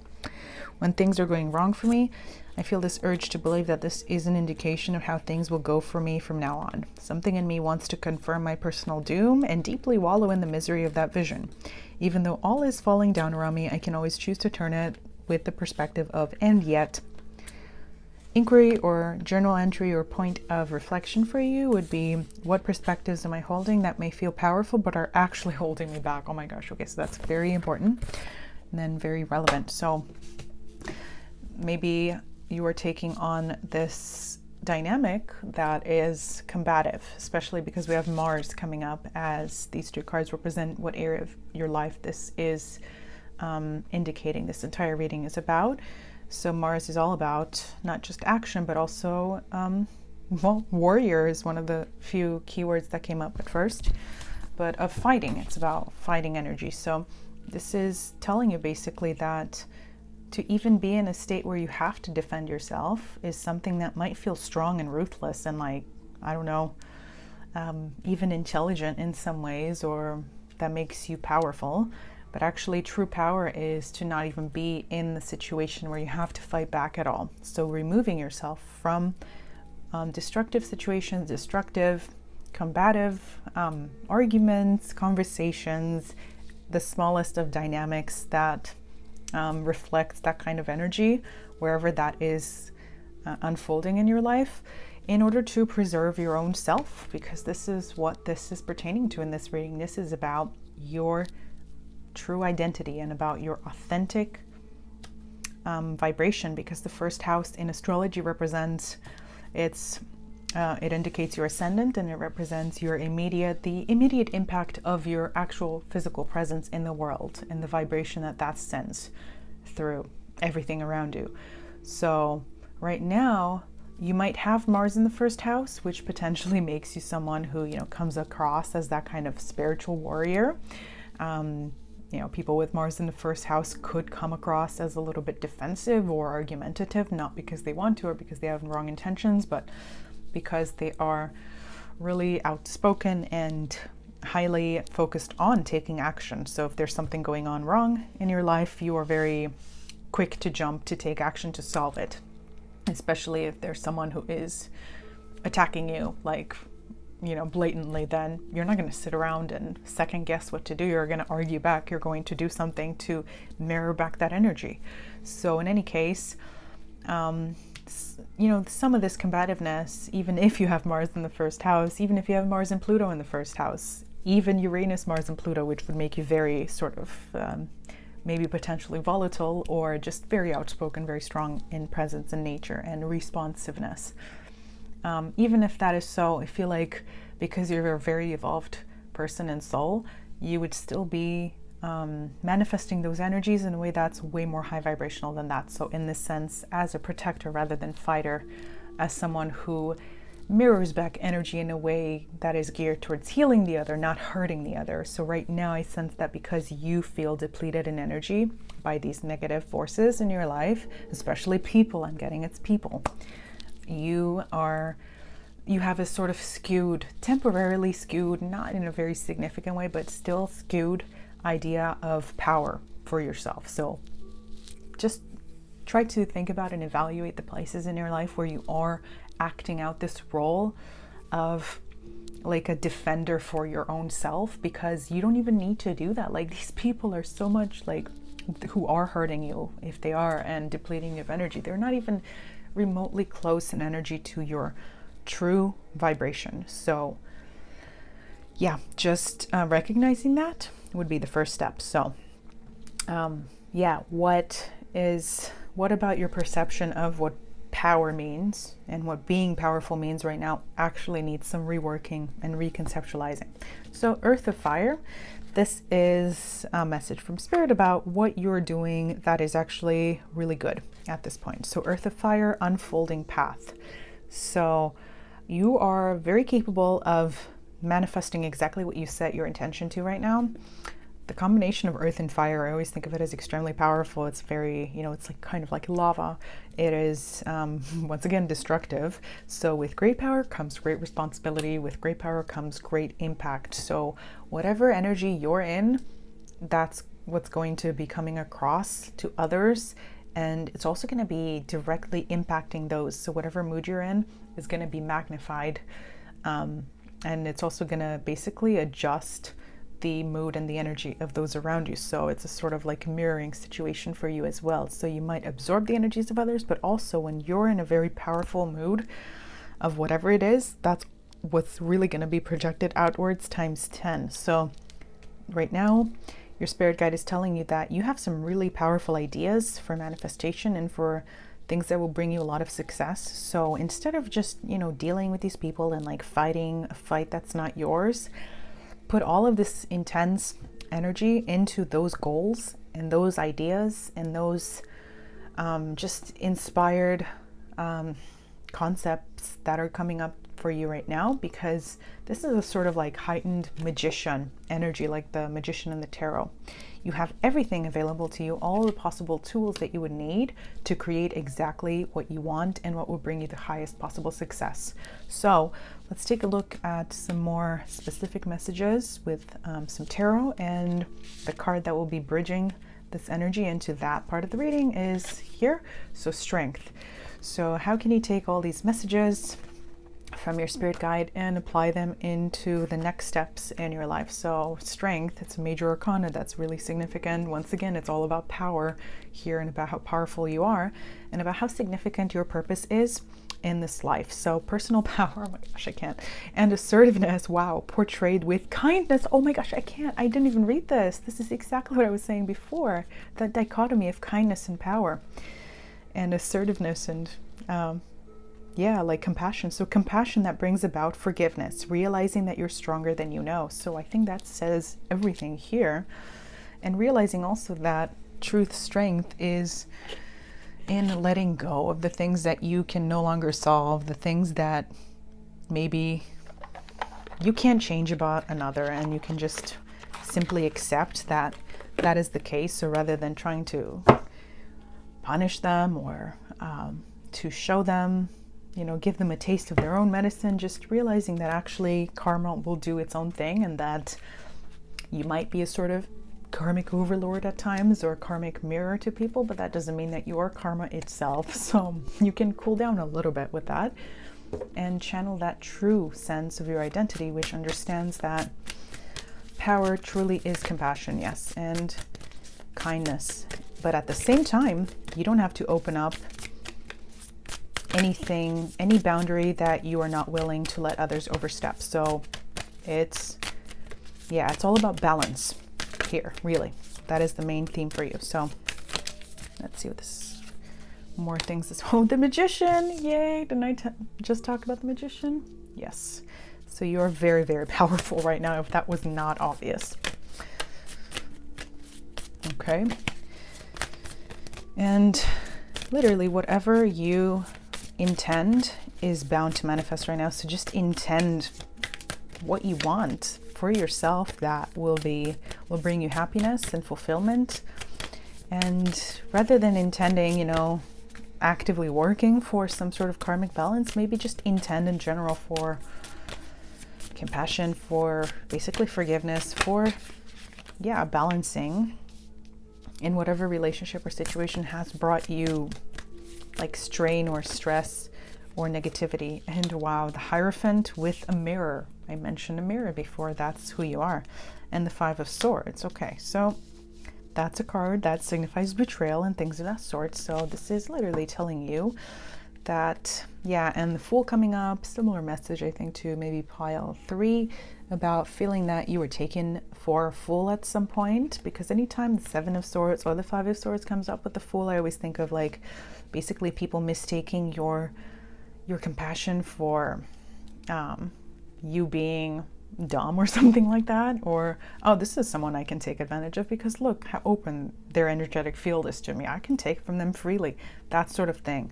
Not realizing that your like willingness to mirror them here was actually stemming from compassion, and because you always want people to succeed, you want to give them a chance. So this is literally telling you to just put an end to that dynamic with the Two of Swords. Protect yourself against that. Shield yourself from that sort of situation, because this kind of dynamic will be perpetuated and mirrored back to you if you don't choose to, and if you don't intend to shift this in a different direction. So lots of messages, especially the aspect where you're extremely powerful and you can create whatever you want right now. But before you can do that, before you can get back into that beautiful state of flow and to be this free, completely free, non-shackled person who roams without any sort of boundaries, like the Fool is the first card in the major arcana, before they set out on the mission. It's like everything is possible for them, right? And look what's coming up. The Six of Wands, victory. So much success wants to wait for you. But before you can sort of give in and surrender into that flow and like literally go back into your kind of magician's lair and manifest exactly what you want through like intense sort of alchemy, because you have that very, very available to you, there is this really important need to shield yourself. So I know I said that I sound like a broken record at this point, but I just really want to emphasize that. So I would suggest something like cord cutting ceremony. Those things will never just completely solve anything. Like you still have to do the inner work and work with yourself in this sort of inner dynamic that you're perpetuating, where you kind of inadvertently allow for your boundaries to be overstepped. But especially if you have like specific people in mind who you think might be depleting you of energy, cord cutting ceremony might be interesting, or just helpful in general. And again, just wearing protective stones around you, maybe even playing with stuff like sigils and I don't know, things of this sort, even spells, things of this kind, which I, according to what's coming up here for your energy, you would be very, very capable of doing. Or maybe getting assistance from someone who does this regularly. So anyway, let's get some final messages for your reading. So what other things do you need to know? And yeah, with the masks also, there's someone who is maybe acting like a friend but is not, especially because the Five of Swords came up, so I just feel like I should mention that. Okay, those are too many. Let's just get a couple.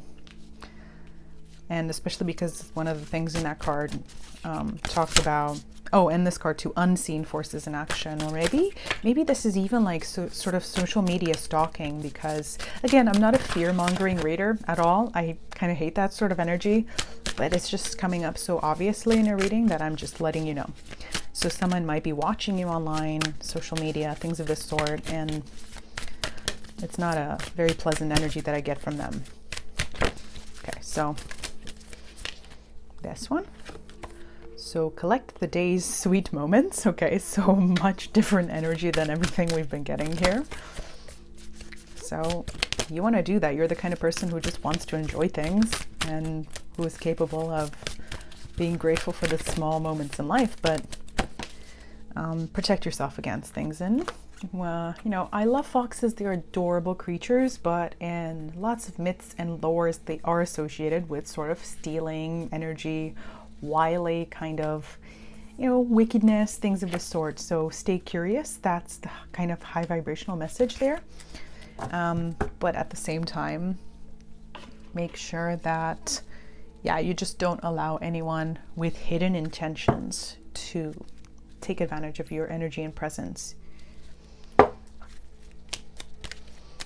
And one final message and mantra for you here. Okay, that one. So, Camellia, peace. Be calm and calm will come. Exactly. So that's how you're going to shift this, is by shifting your inner energy and not engaging at all in any sort of combative energy. So, yeah, to recap, do some shielding work, tend to your own authentic core of energy, which is peaceful and compassionate and loving and free and flowing. But don't channel that side and give that too generously to those who have hidden intentions, because you can do that all you want in your own free time and in your own free space. And you can even do that in the real world, no matter where you are. But first you need to basically just intend and commit to the fact that you will not be letting anyone or anything overstep your boundaries. Okay, so that's what I'm seeing for you. Card number 5. Thank you so much. I hope you enjoyed this reading and that it resonated somewhat. And I would love to hear your stories, comments down below. And I would really appreciate your likes, shares, subscribes, things of this sort. And if you're looking for a personal reading, I have an Etsy, so that is linked below. So thank you so much for watching. Have a magical day, and I hope to see you back here some other time. Bye.